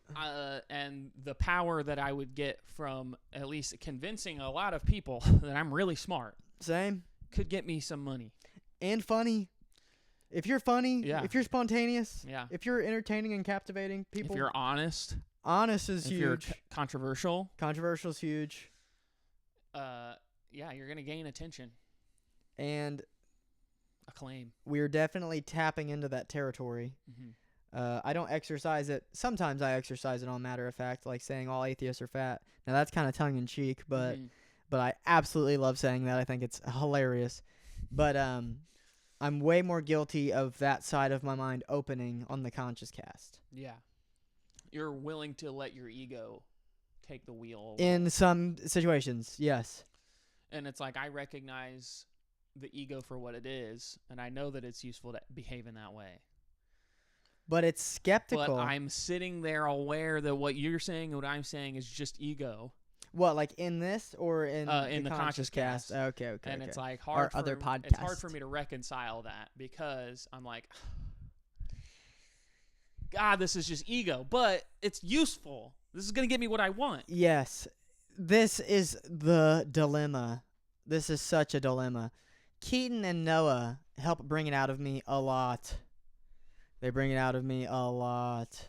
Now, obviously, I'm the one feeding into it. The side of my mind was already there, or else I wouldn't be feeding into it the way that I am. But their excitability and movement and animation makes me want to be have movement and animation and have. I'm saying things that I want to get a reaction from. Does that mean that I don't believe it? Not necessarily, but I also understand that I am like fishing for powerful language. It's like, and I'm very much hindered by my sense of authenticity. Because powerful language isn't always true. Facts. And when I use powerful language, I don't always even believe in it. Right, but there's something you're gaining for using it. And so it's like I believe in the usefulness of the powerful language over its validity, and that's me giving props to the language rather than understanding its value and validity. Right. The truth in it. And I just bump against that. There's a disdain I have for inauthenticity. Well, I watched the clips back of us on Matter of Fact and us on the Conscious Cast, and I'm trying to detect when maybe the ego's taking the wheel for a second, and I try to paint out what the worst, at least in my opinion, what is the worst thing about me doing it, especially how I did it in that moment, and what's the best thing. Well, actually, no, I don't even look at what's the best thing. That kind of just comes in preemptively, or else I wouldn't have fucking done it. The egotistical behavior is telling me exactly what the best about it could be. Yeah, that's why I'm doing it. But yeah, when I think about the worst, I'm trying to think of some claims that I have said on the Conscious Cast that are like brushing up against something, like saying that Mac Miller killed himself. His death was not ruled as a suicide, but based on it was not ruled as a suicide. It was an accidental overdose, is what his death was ruled as. I looked it up. Okay. But he had fentanyl, cocaine, and alcohol all in his system when they found his body. It doesn't sound like an accident. That does not sound like an accident. Maybe that's my ego. I don't know. Right. But either way, so I made a statement. I said, yeah, he killed himself. That is a statement. That is, and I kind of knew it was ego-driven in a way, but not exactly, because I'm convinced he killed himself. But I knew that the status quo has not accepted that he killed himself. His sober self must have been in so much pain for him to have taken the course of actions he took. And maybe he didn't know he was going to die, but he knew he might. And he knew that's who cares? I feel like he had a who cares mentality. I think he might have also had a bit of a God complex and thought he could handle it. It's like, yeah, maybe other people would die from this, but it's like other people don't become as rich and famous as I became. So there's something special about me. I can do this and it won't hurt me.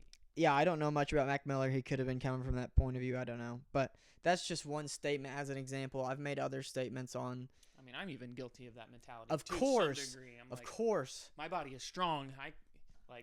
With that. I see that's what you're saying. Like, even you've been like, I can handle I'm it. convinced that my body is not like other bodies. Yes, and that could be illusion. It's like, even if that's the case, if that's really how you feel, then other people shouldn't follow the pillars you follow, because you even have the capability to follow those pillars. Right, and this is where it gets to the David Goggins argument, where sure, David Goggins can treat himself in some way like a lab rat to himself. Well, maybe David Goggins' body's just different. I think it is. With what he's done, I think it is. Yeah. And I try to remain aware of that fact. Yeah. But no, I was going to ask you this. do you think there's anything? Speaking of which, just to summarize about ethics, we've pretty much given all of our takes on ethics, all the big questions. This is still ethics because I'm trying to assess in myself and all of us on the Conscious Cast. Have any of us said anything astronomically out of pocket for inauthentic ego reasons? Set a statement for statement's sake. There was no validity in any part of it. It was all props. We kind of do it with Mad Dog and his opponents. But I don't think it's just for props either. I think he genuinely means, like, Connor get fucked. He's like, I'm going to beat your ass. He means that. He believes it. I think so too. We all jump on that ship. We don't even talk about what would happen if he lost. It's not even a possibility. Oh, fair. I think, yeah, and I think we all agree that mentality is just more useful. It's a powerful language mentality. Yeah. It's the winner mentality. Yes. But yeah, I'm trying to bring more powerful language, but I also know that I'm playing with fire. Mm-hmm. And it's intimidating. Yeah. Ethics. Any closing statements about ethics? I'm going to pull it over. Due diligence. Due diligence is great. Do your fucking due diligence. Due diligence, if it's not human, it should be. We're sitting here saying that we don't even think it's objective, but that's fine. We learned about it. It's important to learn about it. I agree. Bye, guys.